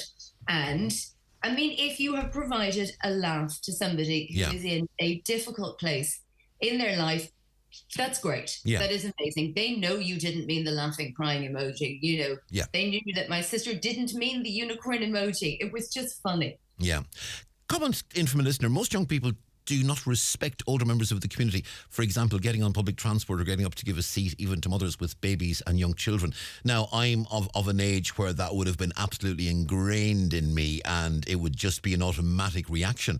It seems for many people these days it isn't. And is that one of those rules that really and truly, it hasn't changed in 200, 300, 400 years, that it still is good manners to offer your seat to somebody who is older than yourself or a woman with a baby or whatever?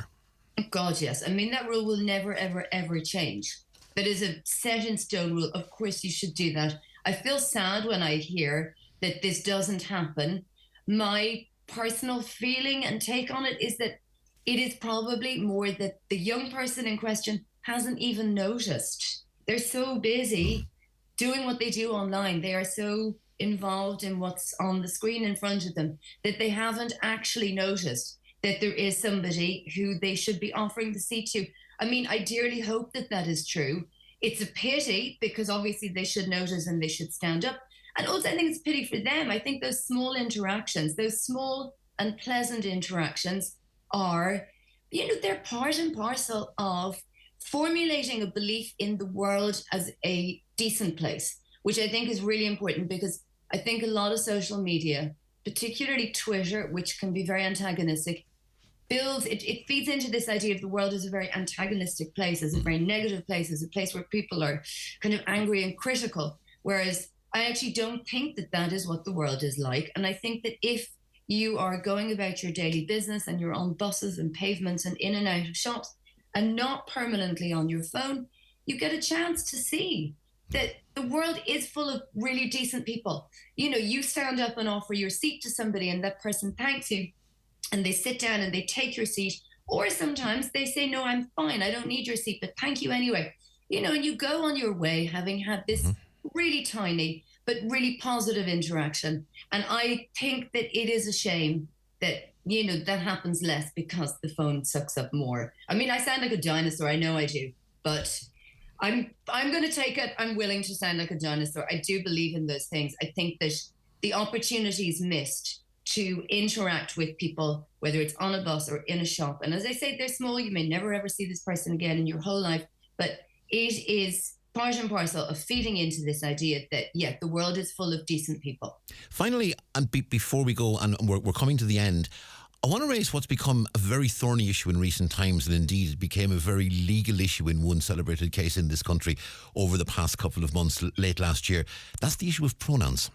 Again, I'm of an age where it was all very simple. It was either he or she.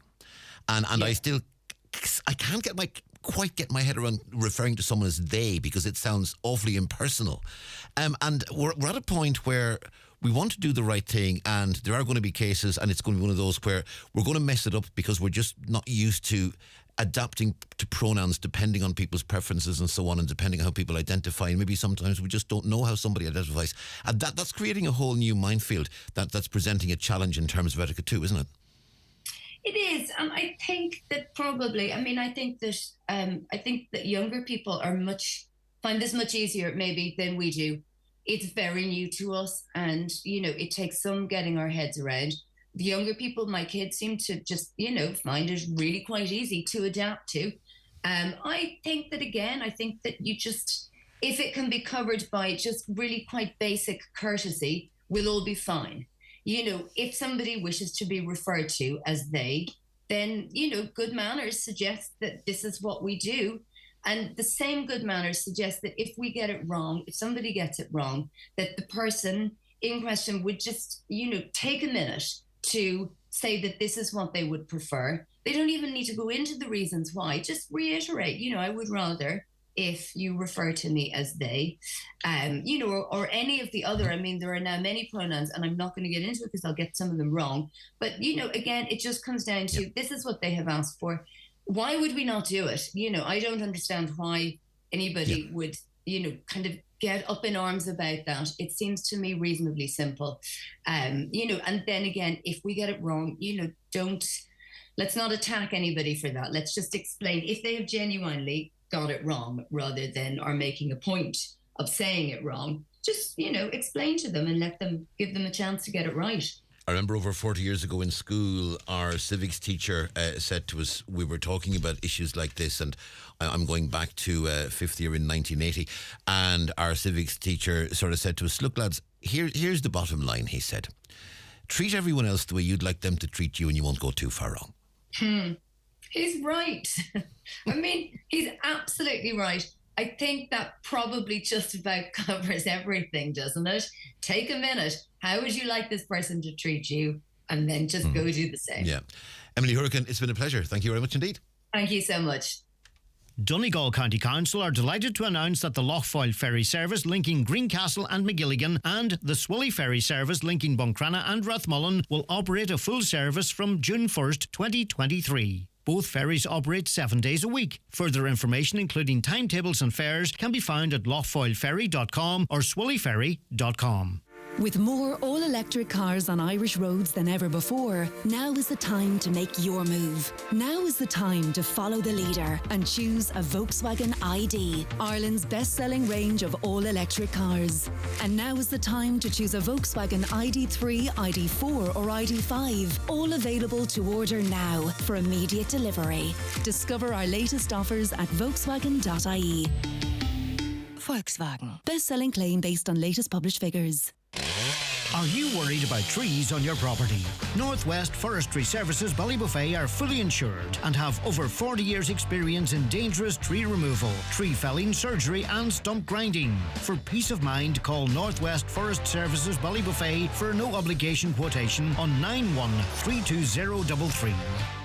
Buying or moving home can be a strange mixture of excitement and stress. So the last thing you need is worrying about conveyancing. Time to call McElhenney & Associates. They'll move that property transaction along swiftly, make sure everything's in order and prevent any nasty surprises. Residential, commercial, leasing or voluntary transfer. Call today on 074 917 5989 or find us online. We'll do the paperwork, you do the wallpaper. McElhenney & Associates Solicitors, Stranorlar. How can we help? Inishowen Vintage Weekend this Saturday in the marquee Carrickfield, Moville. It's DJ Rudders followed by the Celtic Nights. Doors open at 8 p.m. with a late bar. This ad is sponsored by the Corner Bar Moville. Newly refurbished, ensuite accommodation and live music every weekend. It's the 9 till noon show on Highland Radio. A very good morning to you. Donal with you until 12 noon. 086 60 25,000. Text or WhatsApp us with your views and your perceptions. Caller says, I was in Letterkenny at the weekend. A complete disaster with traffic. The town's destroyed with traffic lights everywhere. They can design nothing right in this country, only in Ireland. And all I'm going to say to you is in 2 weeks' time, we have Rally Weekend. And that's the weekend you're going to have traffic in Letterkenny. It's going to bring a lot of investment, it's going to bring a lot of money, it's going to bring a lot of visitors, and it's going to bring a lot of economic benefit as well, don't get me wrong. But Rally Weekend is the one weekend if you're travelling anywhere in the vicinity. Allow extra time for your journeys. Expect there's going to be lots of traffic out there. And Rally Weekend is always wonderfully busy. Now, I want to go to James, who's on line 1, because James has an interesting point to raise with us. James, a very important point indeed. Good morning. Yes, Donal, how are you doing? Very well indeed. Now, we're talking about traffic in Letterkenny, and one of the areas that comes up time and time again when we discuss traffic in Letterkenny is the 4-lane, where those works are, we believe, coming to an end.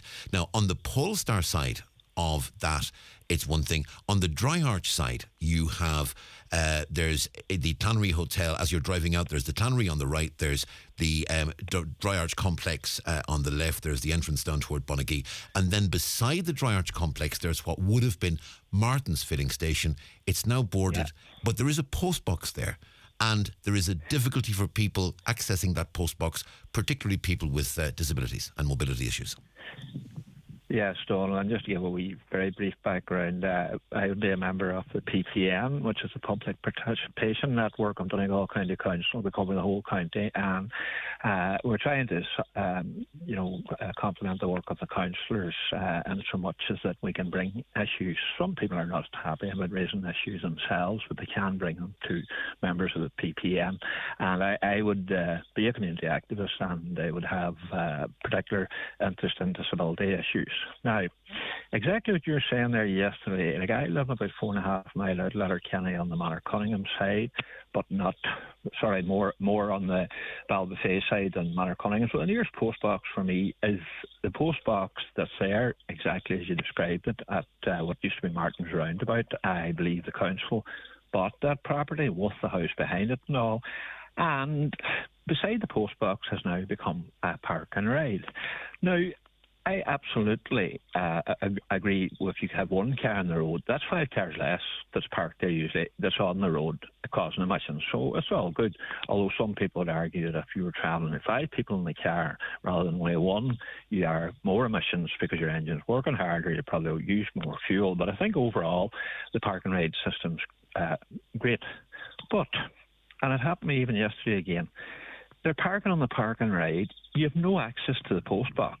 The only way you might be able to get at the post box is there's a raised grass area, which with difficulty I managed to get up to post ladder. But as a wheelchair user, not a hope in hell would you have of getting in past that. The solution, I think, would be fairly simple, is that if they kept one parking area, clearly no parking sign on, and enforce any parking fines that would be on that, that would allow somebody to either drive in and post out of their window, or at least they could get pulled in. Because, you know, Donal, better than myself, that for someone who's transferring from the car to a wheelchair, it takes quite a bit of space. And the only place you can pull in really there is on the route down to the MCT area, which is very busy. Yeah. I mean, I will be honest, I wasn't actually aware that postbox was still operational. I kind of assumed it wasn't, to be honest, because of its location. And I sort of thought, and, you know, I thought maybe they must have... Is there any question of potentially maybe relocating it either, say, into the Dry Arch complex, or there's another large garage area there just beside the Clanree, maybe relocated there? But I suppose thinking off the top of my head, your issue there is if you go down there, you've now committed yourself to going right down the 4-lane, crossing back around at the post hour and coming back out again. Whereas if it's where it is at Martin's, you can just go around the roundabout and then back up the Ballybofey Road again without having to go down the 4-lane. Well, the other thing is too, if it was in the Applegreen side Clanree Hotel, you can, when you come out, turn left, and in about 100 metres you can turn left again, and it'll take you out onto the Ballybofey Road. But that can be very dodgy. Yeah. Excuse me, you turn left just past Robert Keys there, and that brings you on to, as you say, the Cullion Road. Yeah. Turn left again, but it's, that getting out across that Ballybofey Road. But to get off the Cullion Road and then go on your way out the Ballybofey Road, that could be a nightmare too. James, it's certainly food for thought. Well, I think it's something that they say, well, it has to be lauded, the use of park and ride. It has to be done properly and not just people taking it on themselves. Because I say, even yesterday now with 2 crutches, I had difficulty getting on the postal ladder. And if I couldn't have posted there, the nearest one to me then would either drive to Manor Cunningham or just out past the Mount Errigal Hotel. Yeah. If you were going, if you turn left after the Mount Errigal Hotel, there is a post box on your right, but there's nowhere to pull the car in, so you're going to have to pull in and walk down there or wheel down there or whatever. So I don't think it'll be rocket science. And one clear no parking space would cure that. Yeah.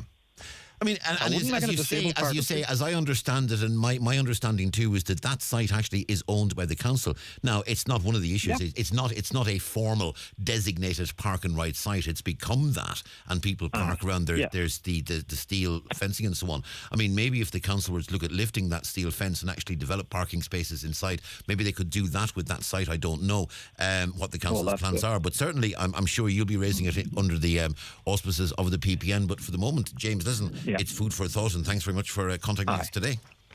Not at all. And could I just finish saying there that I'm not advocating that should become a disabled parking space for people with disabilities, because if somebody left a car in it, then that's defeating the purpose. I mean, basically, specifically a stopping point. No parking, specifically as a drop-off for the post box. It makes perfect sense, That's James. Right. Thank you very much indeed. Right. Thank you. Bother, Donal. Thank you. You have a good day. Bye.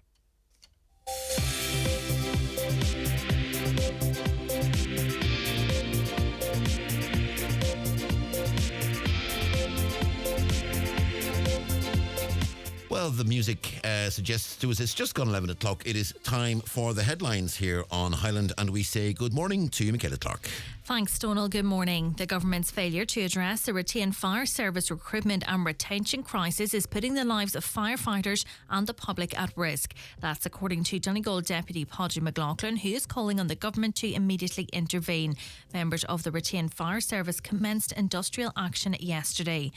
Meanwhile, Councillor Martin Hardy says more firefighters need to be employed. However, he believes there needs to be a change to the employment terms and conditions. The first update in 27 years to the country's national island policy has been published. Our Living Islands aims to enhance life for islanders and contains commitments around employment, healthcare and housing. Minister for Rural Development Heather Humphreys launched the strategy on Armore Island today. She also announced almost €472,000 in funding for Armore and Tory Island. The Public Expenditure Minister says he's keen to put money back in people's pockets in this autumn's budget. It comes as the Fiscal Advisory Council warned against any giveaways on Budget Day, saying instead funds should be used for Ireland's ageing population and environmental concerns. The state exams are now underway for 135,000 students across the country. 4,807 students have registered to sit the exams in Donegal. English Paper 1 began at 9:30 for both leaving and junior cert students. And there's calls for a change in regulations governing septic tanks and water well grants. As it stands, to avail of the septic tank grant, it must have been registered by February 2013. Councillor Micheál Naughton says that this leaves many at a disadvantage. Those are the latest headlines. We'll be back with an update again at 12 noon. Thank you. Thank you very much, Michaela. And that's your headlines here on Highland Radio. It is time for a short break, and we'll be back after these. Clonmoney Agricultural Show Monster Draw, €100,000 in prizes. First prize a Valtra Tractor A105 High Tech or a Skoda Kodiaq car. Second prize a Skoda Fabia car or €10,000, plus 8 other cash prizes. Tickets now available online at clonmoneyshow.com or from any committee member. This would make an ideal Father's Day gift. 2 gig full fibre broadband from Virgin Media has landed in Donegal. Hear that, Aoife? Huh?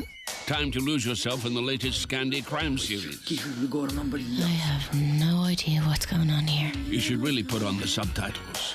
Fair point. Whatever your genre, whatever way you play, Virgin Media is here. Switch today at virginmedia.ie. Virgin Media, it's playtime. Subject to location and availability. Holiday sunshine. Fly from Derry to Majorca this July or August with Atlantic Travel in Letterkenny. Save up to 20% with rates not available elsewhere. Also exclusive discounts for parking. Call Atlantic Travel Letterkenny on 91 26193 or visit atlantictravel.ie.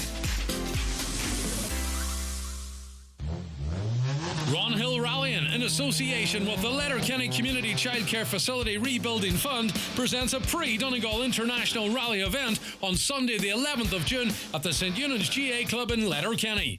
Rally cars will be on display from 5 p.m. with free ice cream and face painting for the kids. The rally discussion and crack with an expert panel gets underway at 7.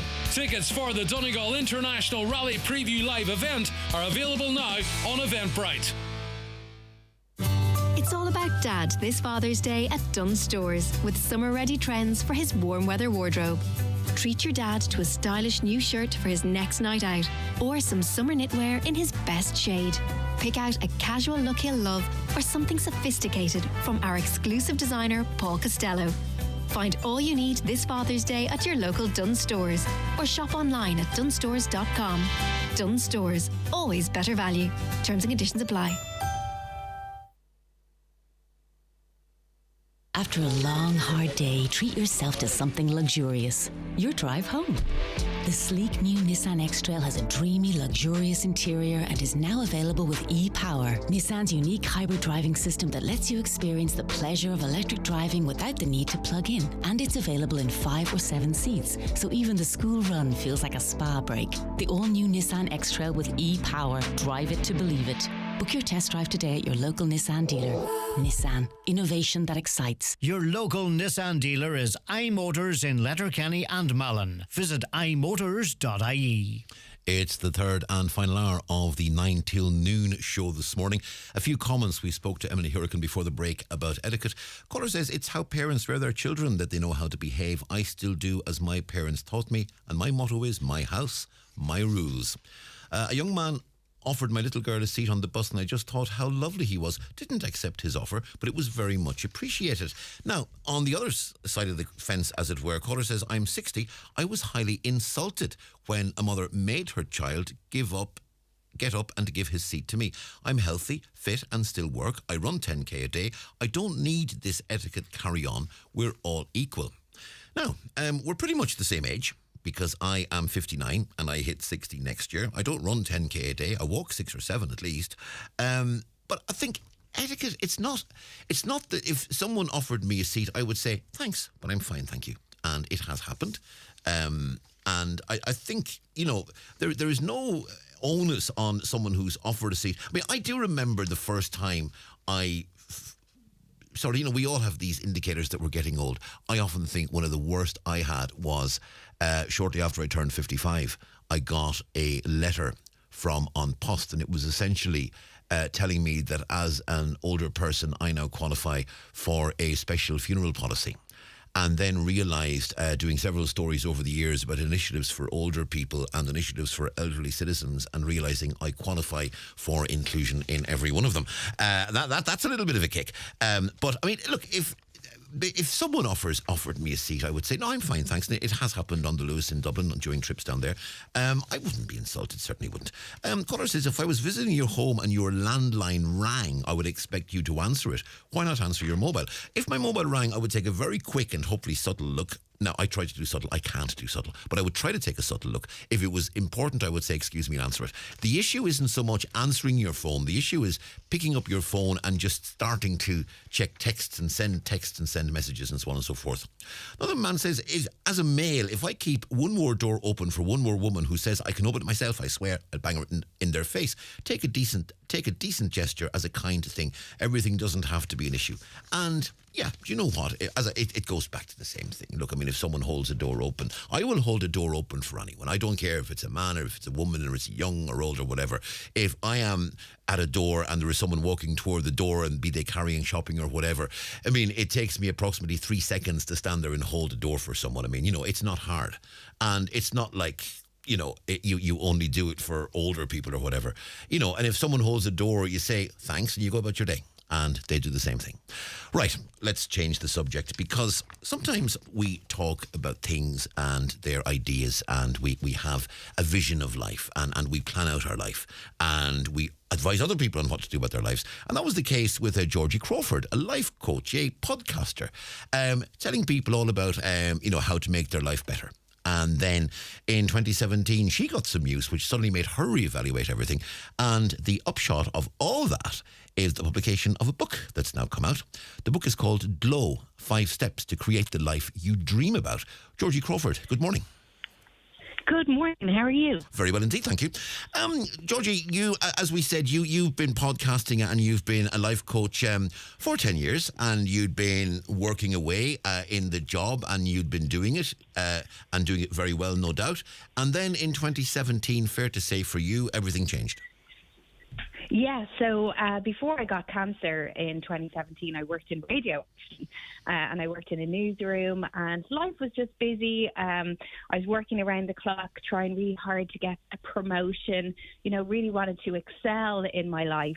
I got married, I had my first baby, and unfortunately then, when my first child was 7 months old, I found a lump in my breast, and 5 days later, I was diagnosed with cancer.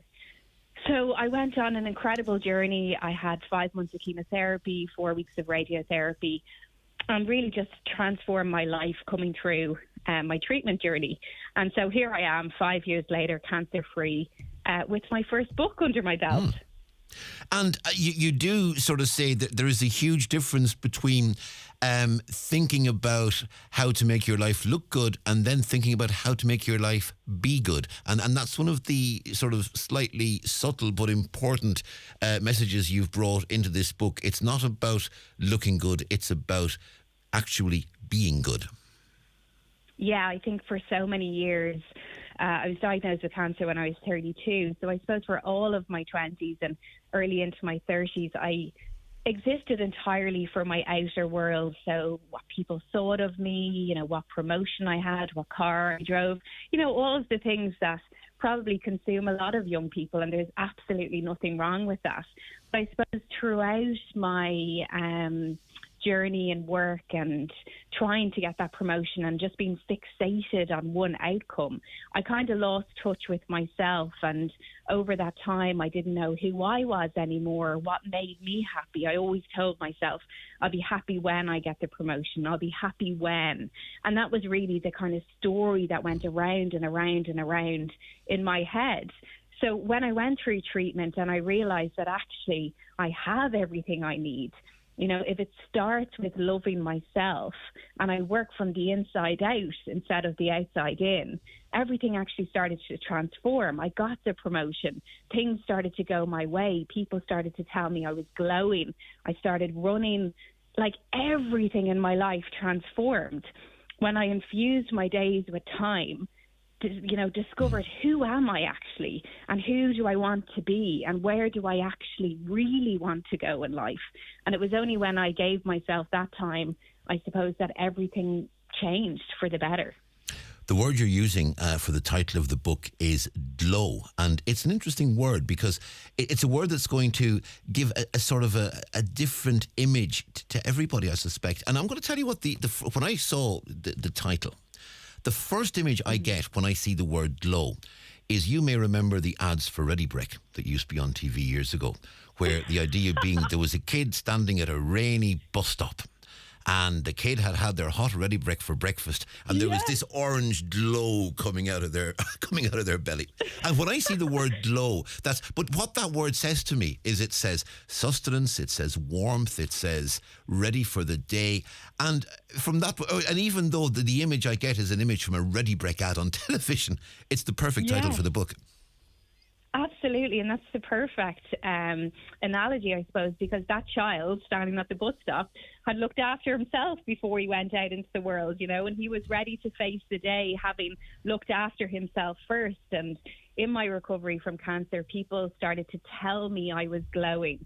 I discovered, you know, really healthy food. I was hydrating myself. I was going for little jogs around the block. And really, I was glowing, but the glow was coming from the inside out. And that's really what the book is about. It's about how to connect with yourself. It's not about like setting goals and making a 21-day plan. It's about really just stripping it all away, sitting with yourself, connecting with yourself. And when you do that first, then everything in your outer world starts to evolve. Everything starts to work for you. So there's 5 steps in the book, and it's really easy to follow. You can do it within the 4 walls of your own home. And the feedback that I'm getting from women really is the word relatable. People feel seen. It's very normal, you know. It's just a normal account of a girl who just started loving herself, and then everything started to change. To what extent, and forgive the bluntness of this question, to what extent are these changes driven by a feeling perhaps in the back of your head that I was expecting something to happen in 2 years or 5 years or 7 years or 8 years, but maybe now there aren't 5 years, maybe now there aren't 7 years, maybe there aren't even 3 years. And that almost unconsciously gives you a drive that it effectively takes away that, oh, I can do it in 7 years' time. Maybe I can't do it in 7 years' time, so I better do it now. That's a really good question. And I have four or five short stories in the book, and one of them is called The Burnt Potato. So my husband, Jamie, was diagnosed with MS when we were dating, and our whole life revolved around his health and keeping him well. And anyone who's listening maybe is able to relate if they look after a sick parent or child or partner, and you just want that person to be well, and you tell yourself, I'll be fine, I'll survive. So I always ate the burnt bit of the dinner, and it's really a metaphor for I always, did the ironing, I always did the housework, I always sacrificed myself for the sake of everyone else.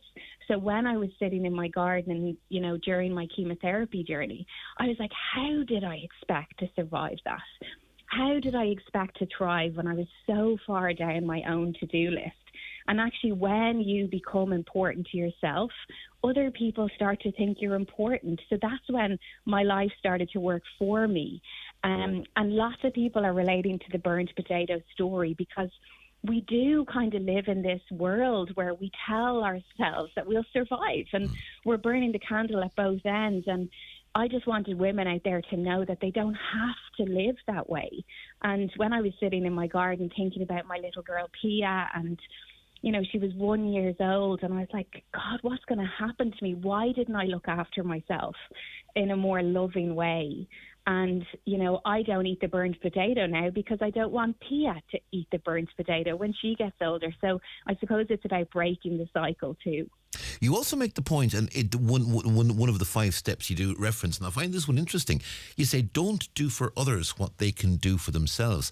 And it is an interesting one because maybe sometimes we almost unconsciously take tasks upon ourselves on the assumption that we're the only person who's able to do it.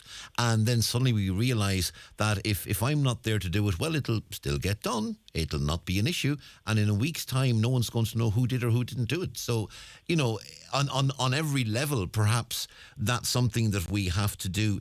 Not so much because we need to force other people to do it, but we need to force ourselves to stop.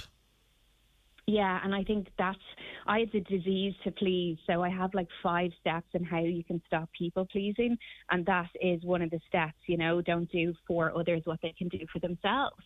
And really, I suppose, I want to do everything for my family, and I want to protect them, and I want to keep them safe, and I want to make their life as easy as possible. But actually, I'm doing no favours for my child. You know, not teaching her how to look after herself, how to get herself ready for school, how to dress herself.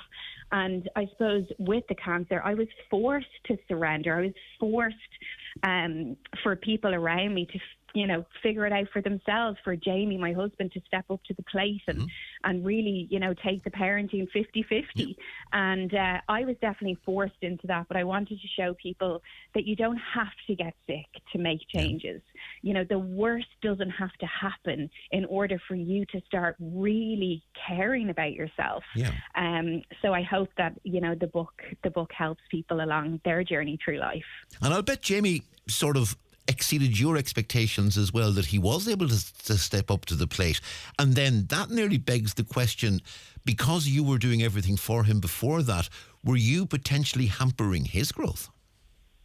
Oh, absolutely. And I mean, one of the things that I always said about getting cancer, because there's so much horrible things that come with the cancer diagnosis.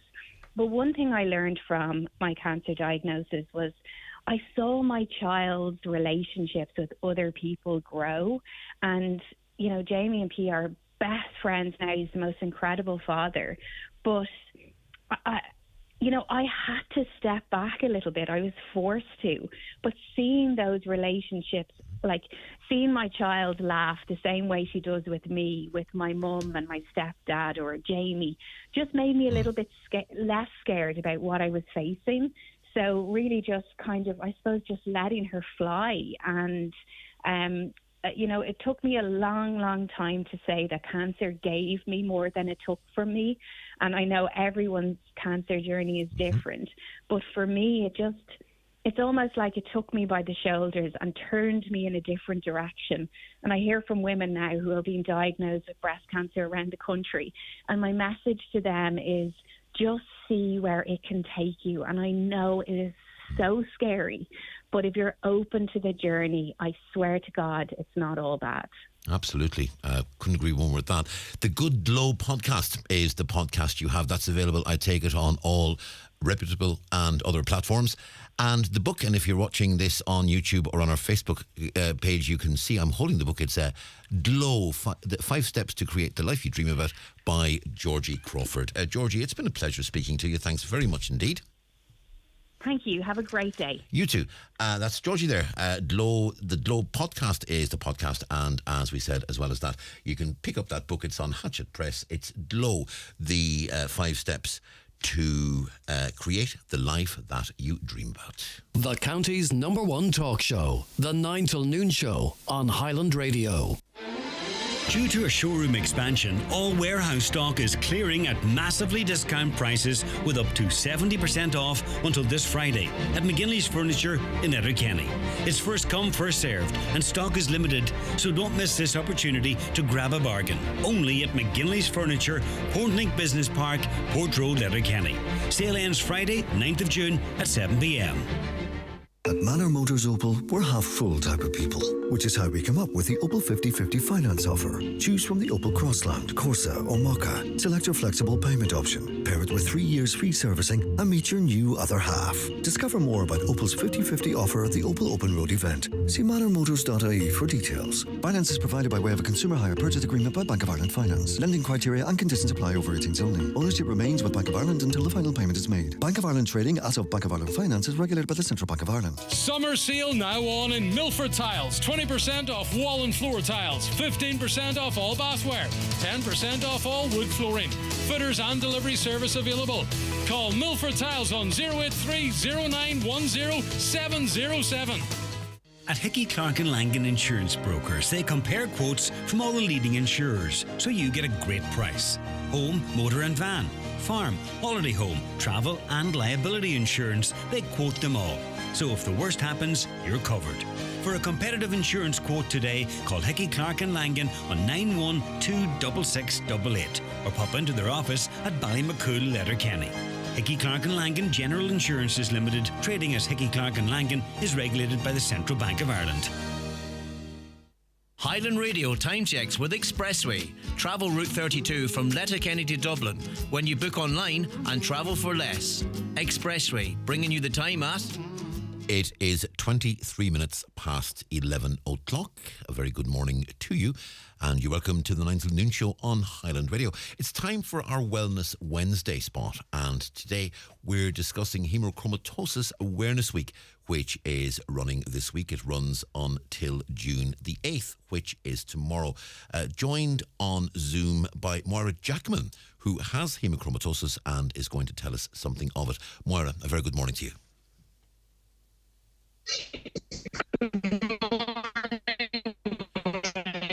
Now, Moira, yeah, I don't think that's.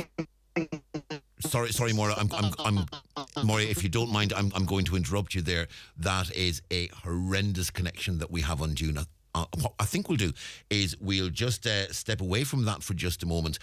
Caroline will try and get you back, perhaps on the line, or we'll try and connect again, but we can't hear that at all. So we're going to be speaking about hemochromatosis. Just basically what hemochromatosis is, just to give you a very brief background. It's a hereditary condition in which excessive amounts of iron are absorbed from the diet. That iron is then deposited in various organs, mainly in the parenchymal cells of the liver and also in the pancreas, the heart, the anterior pituitary, and in the joints. Early diagnosis is vital because without treatment, hemochromatosis can cause premature death. It results from a fault in a gene known as the HFE gene. And now we'll just switch from Zoom to the phone, and hopefully we have Moira. Moira, good morning. Good morning, Greg. How are you? Very well indeed. Thank you very much indeed for joining us on the program this morning. It's our pleasure. Moira, we were just discussing briefly there what hemochromatosis actually is. Give us an insight from your point of view as someone who lives with hemochromatosis, what it means on a day-to-day basis. Okay, so the explanation really is too much iron in your body. It's a genetic disorder, and it's where large amounts of iron are absorbed from the diet into vital organs such as the liver, heart, lungs, and body tissue. So what we refer to it as iron overload. Now, it can be fatal. And that's the message I suppose I'd like to bring across to your listeners today. It can be fatal if not detected early. And it's the most common genetic disorder. 1 in 5 people are carriers, but 1 in about 20% of the population actually have this disorder. So I was diagnosed with it about 5 years ago after my brother was diagnosed with it. And the reason I was diagnosed was obviously he was diagnosed with it, but I wouldn't have known I had it. Only he had been going with problems with his limbs and his joints and stuff like that. So if he hadn't been diagnosed, I mightn't be around today. My father died at 58 from this. And you discovered your grandfather died at 57 as well.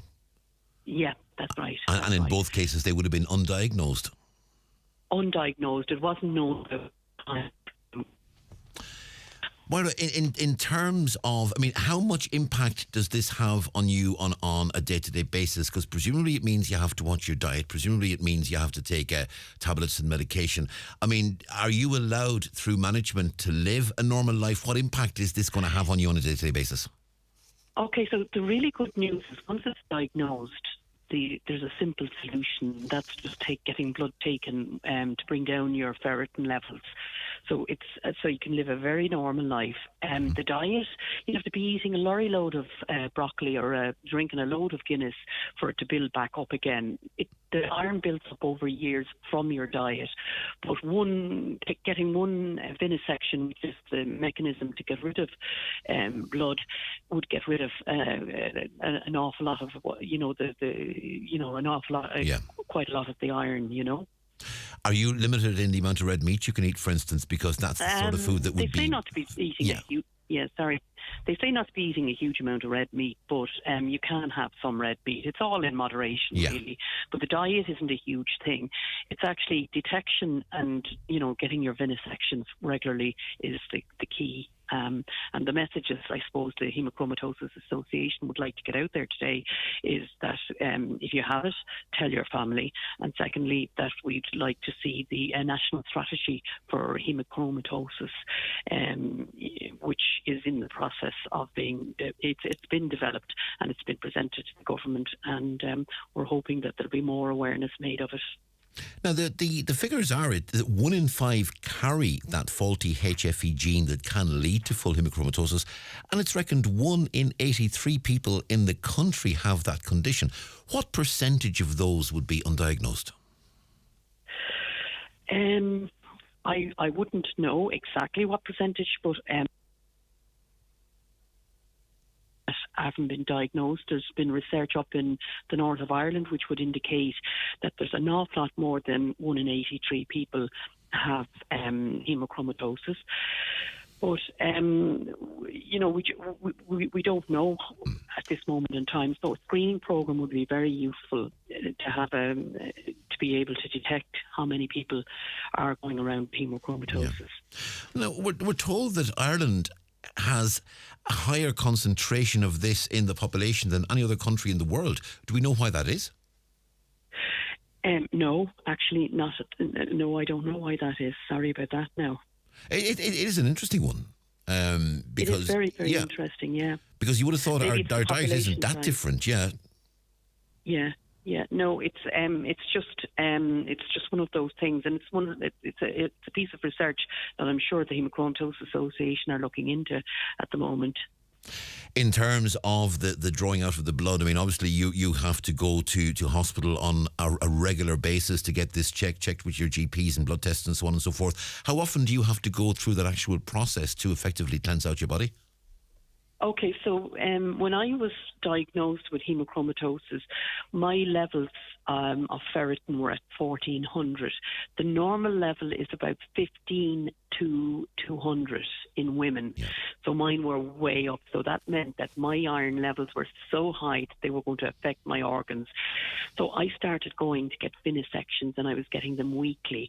Now my levels are right down to about 350. And they're at fairly manageable levels, but I still need to get them down because you'll feel very tired with that level of iron in your body. Do you have to take tablets or treatments on a day-to-day basis, or is it just however often the vivisections are necessary? However often the vivisections are necessary, and it's a very easy, very, very easy process. You go into your hospital or your doctor. It's just like giving blood. If you were giving blood for the transfusion service, that's exactly what it is. And they'll take your unit of blood, and that'll bring down your iron levels, and you'll be your bloods will be tested again to see how high they are, and it's just a process like that. So the only really disadvantage really to having it, as long as you're managing it, is having to go and get a vivisection, which isn't a big deal. Yeah.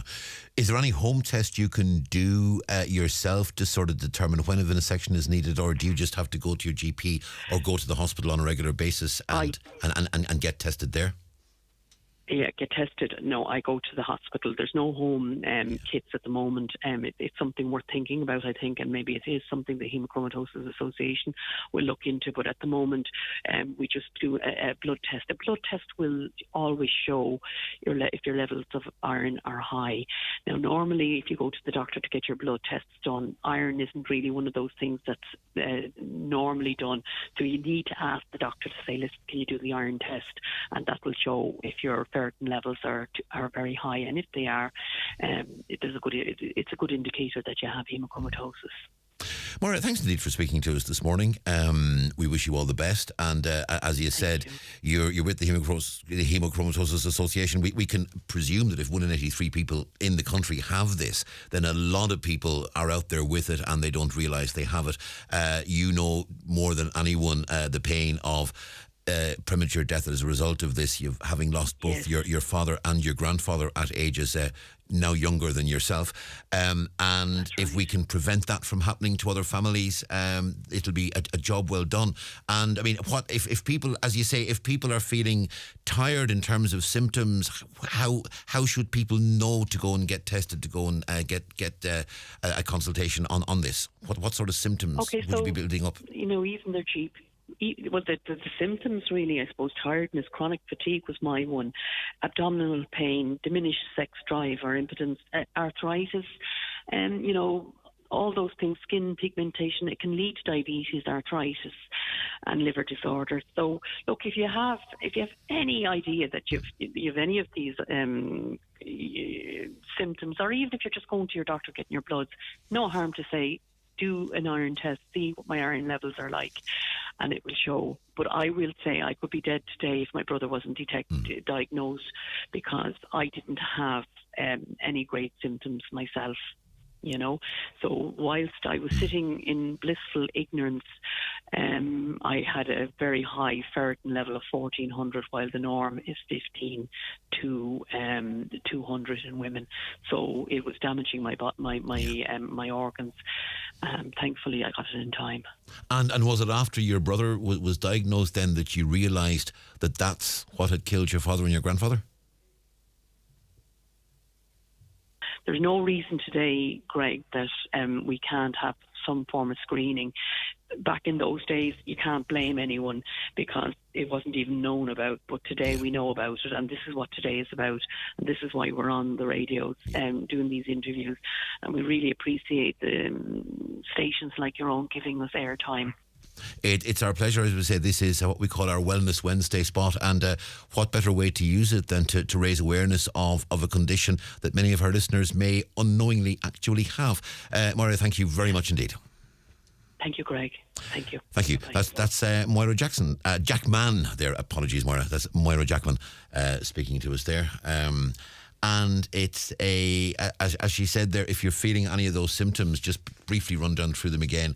Unexplained weakness or fatigue, abdominal pain, diminished sex drive or impotence, arthritis, particularly in the knuckles and the ankles, diabetes, liver disorders, discoloration of the skin, mood swings, irritability, abnormal heart rhythm. And, they can be indications that you may have hemochromatosis, and go see your GP, take advice from your doctor and see what the situation can be. You may find it is, as happened in the case of Moira and her brother, a life-saving consultation. Could you please play a request for my mum's 87th birthday today, Madge Callaghan of Grove Hall in Remelton. That's from Lavinia, who's in Birmingham in the UK. She'll see you in August with great-grandson Reese. Have a wonderful day. And that's from Lavinia. So, Madge Callaghan, Grove Hall, Remelton, have an absolutely wonderful day. Watch the show live now on YouTube, Facebook, and at highlandradio.com. Streaming exclusively on Disney Plus. Strip it! Are you still doing it? What do you think? I after 25 years. The Full Monty crew are back. This is going to be the greatest comeback. Give me strength. In a new original series. I call everybody love me. They're older. Shock of the century. And none the wiser. Love you, mate. Ooh. The Full Monty. Streaming June 14th exclusively on Disney+. 18+ subscription required. T's and C's apply. For great value in suits, visit Watson Menswear in Letterkenny. Top labels like Rimazumo, White Label, Spectre and Daniel Graham. For the finishing touch, there's also a great choice of shirts, ties and fruitwear. Extra reductions for all wedding parties. At Watson Menswear, open 7 days a week on Main Street, Letterkenny. See watsonmenswear.com. Foilside, at the centre of more for your euro, with great value gifts. So it's worth making the journey wherever you live. With convenient parking, late nights and all your favourite brands, you're better off shopping at Foilside. See foilside.co.uk.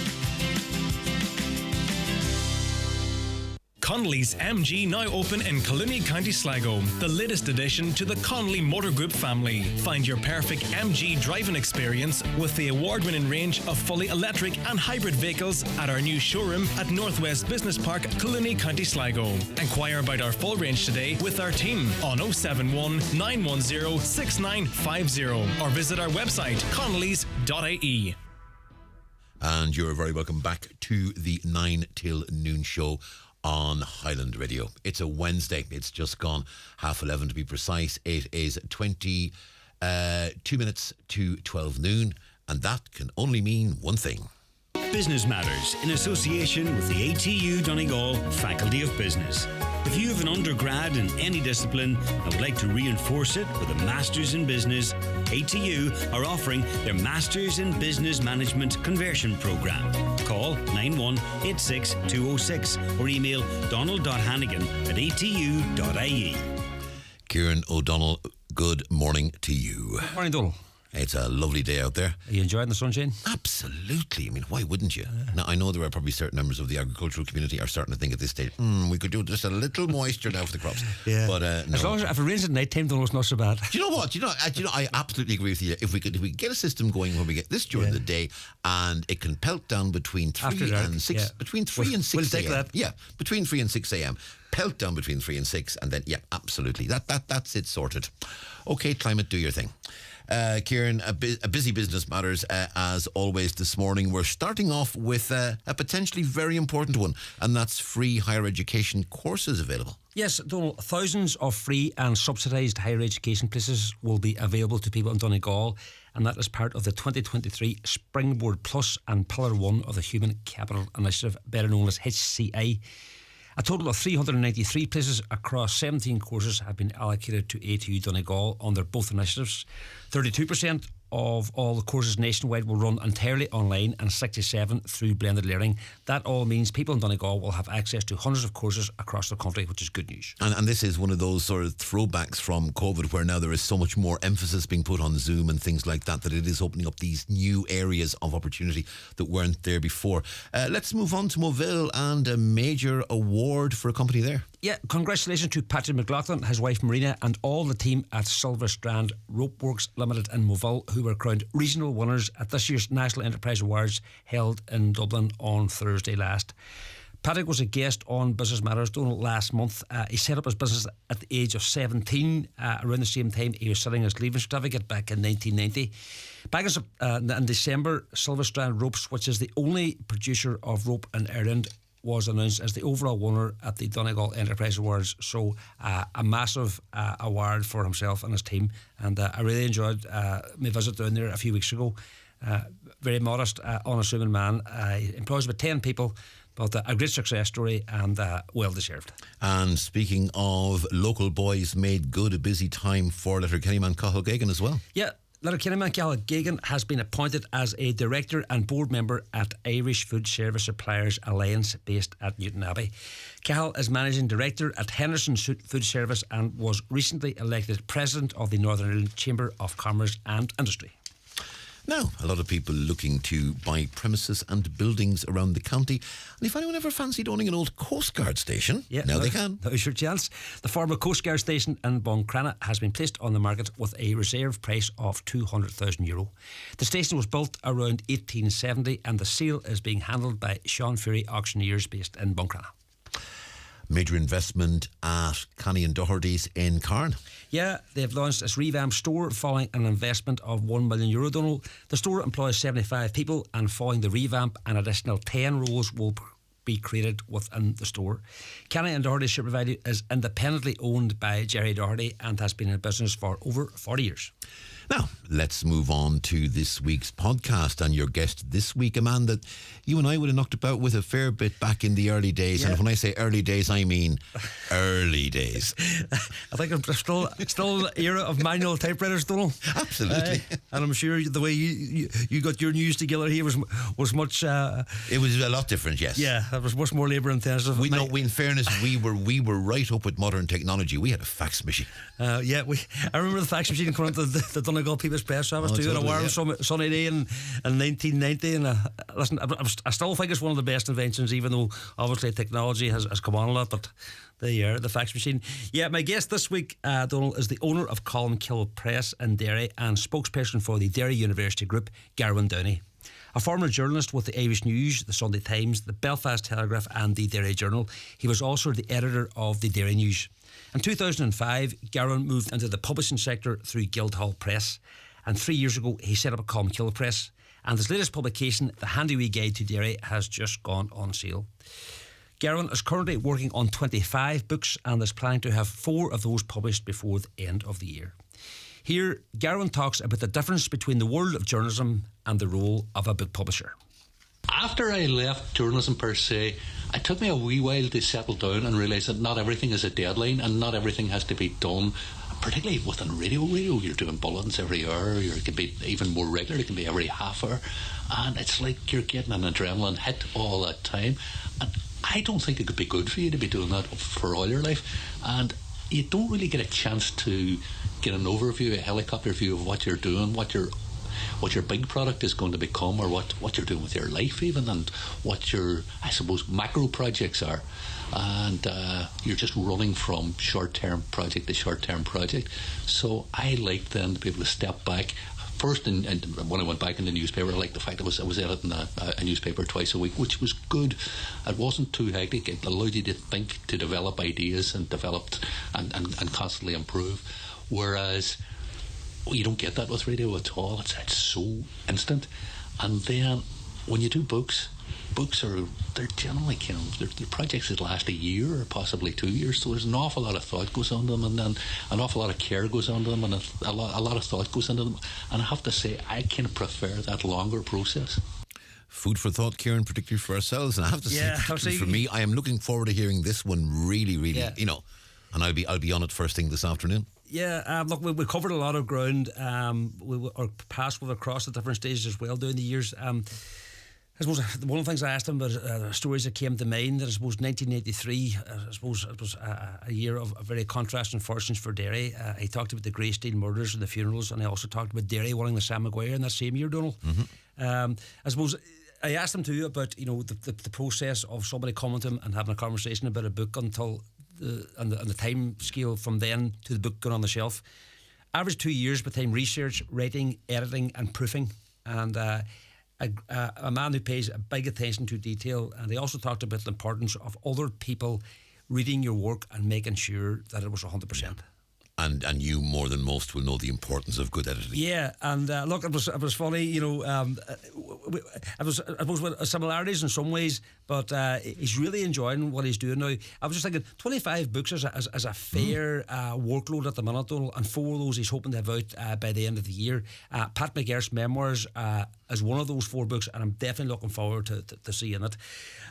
He's also a spokesperson for the Derry University Group as well, Donal, and a few pointers. He said Belfast have 83% of the third level student at the minute, compared to say Dublin having 40% and London 20%, and he described Belfast as overheating in that regard, and he was also of the view that Derry hasn't progressed as much as it really should have had since the Good Friday Agreement. So a lot of food for thought. We covered a lot of ground, and I really enjoyed the conversation with Gervin. And that's now available as a podcast on highlandradio.com. And if you would rather listening to it on the radio? Yeah, goes out on Sunday evening, Donal, after the 6 o'clock news. And Kieran, if anyone wants to make contact with yourself to discuss a potential story or a potential feature, how can they do so? Yeah, just send me an email, please, Donal, businessmatters@highlandradio.com. Kieran, as always, it's a pleasure. That's Kieran O'Donnell there. That was our Business Matters feature for this morning. Don't forget, Garvin Downey, that podcast available now on our website, highlandradio.com. It'll be broadcast on air, as we said, on Sunday evening after the 6 o'clock news. Good morning. Business Matters, in association with the ATU Donegal Faculty of Business. If you have an undergrad in any discipline and would like to reinforce it with a Masters in Business, ATU are offering their Masters in Business Management Conversion Programme. Call 9186206 or email donald.hannigan@atu.ie. Mr. Blue Sky, please tell us why. The Lotto jackpot is an estimated €11 million. Play responsibly in store, in app, or at lottery.ie. The National Lottery. It could be you. Charge into summer with TUI. Secure your holiday today with savings for families and adults flying from Dublin, Cork and Shannon. Holiday sorted. TUI. Live happy. Choosing the perfect stove is a big decision. Here at Charles Bunner & Sons Ballybuffet, we are one of Ireland's leading dealers in stoves and ranges in a variety of styles and sizes at exceptional prices. And with our professional advice, we're sure we'll find the perfect one just for you. So call 074 9131 700 or visit thestovestore.ie. If you know the beauty and skincare product that suits you best, you'll find them at McGee's Chemist Letterkenny. From moisturisers, cleansers and toners to day creams and night creams, McGee's have the top brands you know and love, like Lancôme, Clarins and La Roche-Posay. Also Elizabeth Arden, Vichy, Nukes and many more. All at McGee's Chemist, Main Street, Letterkenny and online at mcgees.ie, where the best costs less. The Reverend Jim Lamont presents an evening of music and song in Angrillan Theatre, Letterkenny on Friday 9th of June at 8 p.m. with UP and Maria Doherty, Diane and Iona Holt, Diane Leckie, Andrea Long, Amy Meehan and the Region Quartet. Tickets €15 on sale now from the theatre box office. Proceeds in aid of the Donegal Hospice. An evening of music, stories and a Donegal farewell at Angrillan Theatre, Letterkenny on Friday 9th of June. The 9 to noon show on Highland Radio. We are into the final 10 or 11 minutes of the programme. A few very quick comments.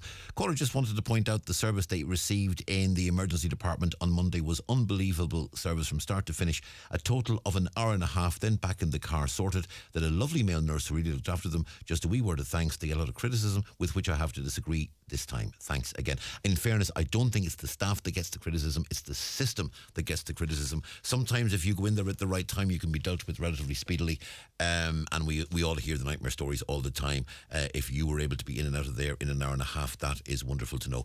We discussed hemochromatosis earlier on our Wellness Wednesday spot. Caller says, I was diagnosed with hemochromatosis 9 years ago following my brother's diagnosis.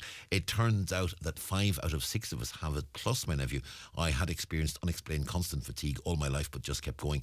I now have regular venesection and I'm so grateful that my heart, liver and pancreas are protected. I enjoy a healthy lifestyle. I walk every day, eat very little red meat but eat vegetables high in iron in moderation. Thanks to that caller for highlighting the condition. That's Moira Jackson that joined us there from the Hemochromatosis Association. Now the caller says, I'm with Revolut. They're asking me for a PPS number. Is this now a requirement? I'm extremely concerned that if I give this, I will be scammed. I'm just concerned with what they can do with this number. I understand you only had to enter it if you were seeking a loan from them, but I am not. I can't answer the question, caller, but what I will say is handle with care. I do have a Revolut account. I'm a relative newcomer to Revolut. My children finally dragged me kicking and screaming into Revolut. I actually find it excellent. I find, personally, that if Revolut are communicating with me, they don't communicate via text. They sort of communicate through the actual app on the phone itself. I've not been asked for a PPS number. Now, I'm in the same... I have never sought a loan from them. I would approach with caution, and if necessary, go into the Revolut website, look it up there, and see what the story is. Now, our final feature on the programme this morning is cross-border research that's setting out a pathway for integration of Gaelic games. Dr. Kate Liston is joining us on the line. Now, Dr. Kate is a researcher with Ulster University and, more importantly, is a multiple All-Ireland winner and All-Star in Gaelic football, so she knows what she's talking about. Dr. Katie, good morning. Good morning, Donal. How are you? Very well indeed, thank you. The research you're undergoing is the potential of integration of Gaelic games to make it more inclusive and potentially forming a new association to do this. How is this research going to be carried out and where do you think it's going? So the research is already underway. I'm working as part of a research team with Aoife Lane, who has a background in the women's GPA, which some of your listeners will know merged with the GPA very recently, and also Conor Myler, known in the men's Gaelic football world for his work with Tyrone, but in our world he's also a PhD researcher down at the Technological University of Shannon. So together, Aoife, Conor and I felt that there was a need to try and understand and learn from mergers and integration processes in other sports, Donal, but also in other parts of the world. So over the last couple of months, we have been reviewing that research. We have been speaking to stakeholders who were involved in the establishment of Golf Ireland, which is a new entity also based on equality. And what we've done is try to draw those insights together in this policy research down the line. We're hoping to talk much more to members of the Gaelic Games family over the coming months, and that'll be part of Conor's work as part of his PhD research. But for today, we're highlighting what we think are 5 main recommendations, one of which you've just mentioned, Donal, is the potential to build a new organisation for Gaelic Games that would be underpinned by the principle of equality. I suppose the main reason why we're saying this is that we feel that a new organisation could be much more than just the simple sum of the best bits of the 3 organisations, so the GAA, the Camogie Association and Ladies Gaelic Football. And it would also then give an opportunity for very real structural reform as part of that process. A lot of people will be surprised to hear this, because I would have assumed that the LGFA was sort of a group within the GAA and it was already integrated. I mean, what is the relationship then between LGFA and GAA? Because, I mean, I would have, in my naivety, I would have assumed they were the same thing. Well, you see, on the ground, where you've got clubs working really well together, Donal, in Donegal and elsewhere, the differences between them are almost imperceptible. But in the organisational setup, the Ladies Gaelic Football Association is a standalone entity. It has sole responsibility for the governance of Ladies Gaelic football, and it's separate, autonomous from the GAA. The Camogie Association is affiliated to the GAA, and part of the reason for that is to do with the different histories, the heritage, and also probably the different sizes of the organisations. But it might also surprise the listeners today to know that the idea of integrating the 3 has been visited for as long as the Ladies Gaelic Football Association has been in existence. So I think it's next year. Yeah, next year is the 50th anniversary year of Ladies Gaelic football. And the first recommendation where the GAA would enhance cooperation, if you will, with the Camogie Association was in 1971.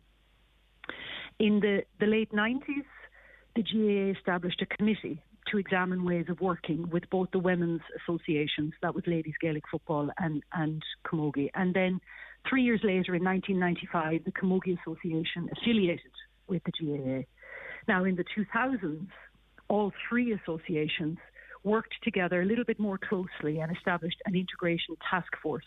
And at that stage, there was a 1-county pilot scheme in 8 counties, Down, Galway, Laois, Wexford, Limerick, Roscommon, Tip and Tyrone. And they produced an integration report in 2007.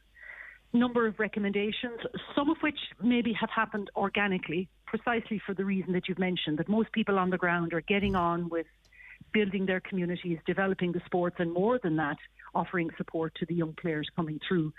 But as you will know, last year at the 3 congresses, there was an almost unanimous vote that they would formally integrate. So because this is very unique, Donal, nowhere in the world have we, when we've looked at the research, have we identified a comparable case where there is a multi-sport integration and also multi-entity. So 3 associations, 3 sports, but also, of course, with implications for the other Gaelic sports, rounders and handball, once the integration process has happened. So that was one of the reasons why we wanted to add an evidence base to it, and also to give to the Gaelic Games family something that will help them grapple with the potential issues at stake as we move forward in the integration process. One of the challenges here, and I'm sure this is something that the research has looked at, is you've got to do it in such a way that you don't just form a situation where ladies Gaelic football becomes absorbed into the GAA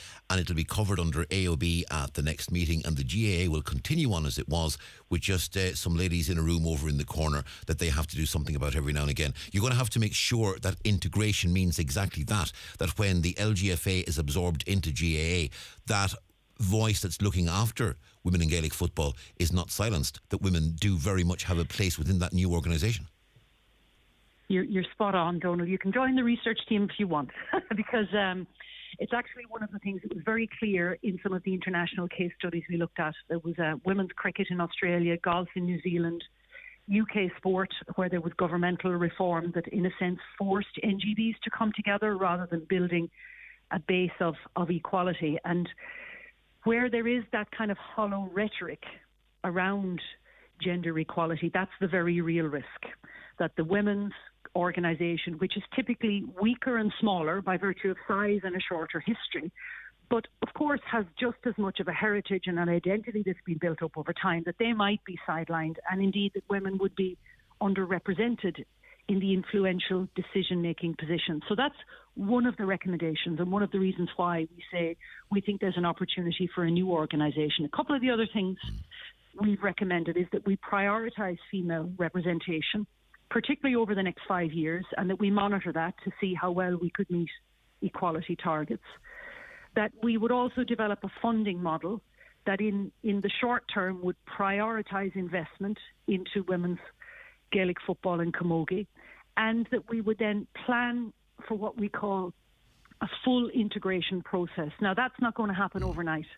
And we think, based on what we've learned so far, and also from what's happened in Gulf Ireland, that to do it well and to underpin it with equality could take anything up to 5 years or more. And that, so, I fear, is going to be a conversation for a different day, because time has caught up with us. Dr. Katie, listen, I'm very sorry to cut you off, but time has beaten us. This is a fascinating subject. We will, I have no doubt, return to it. That's it from the 9 till noon show for today.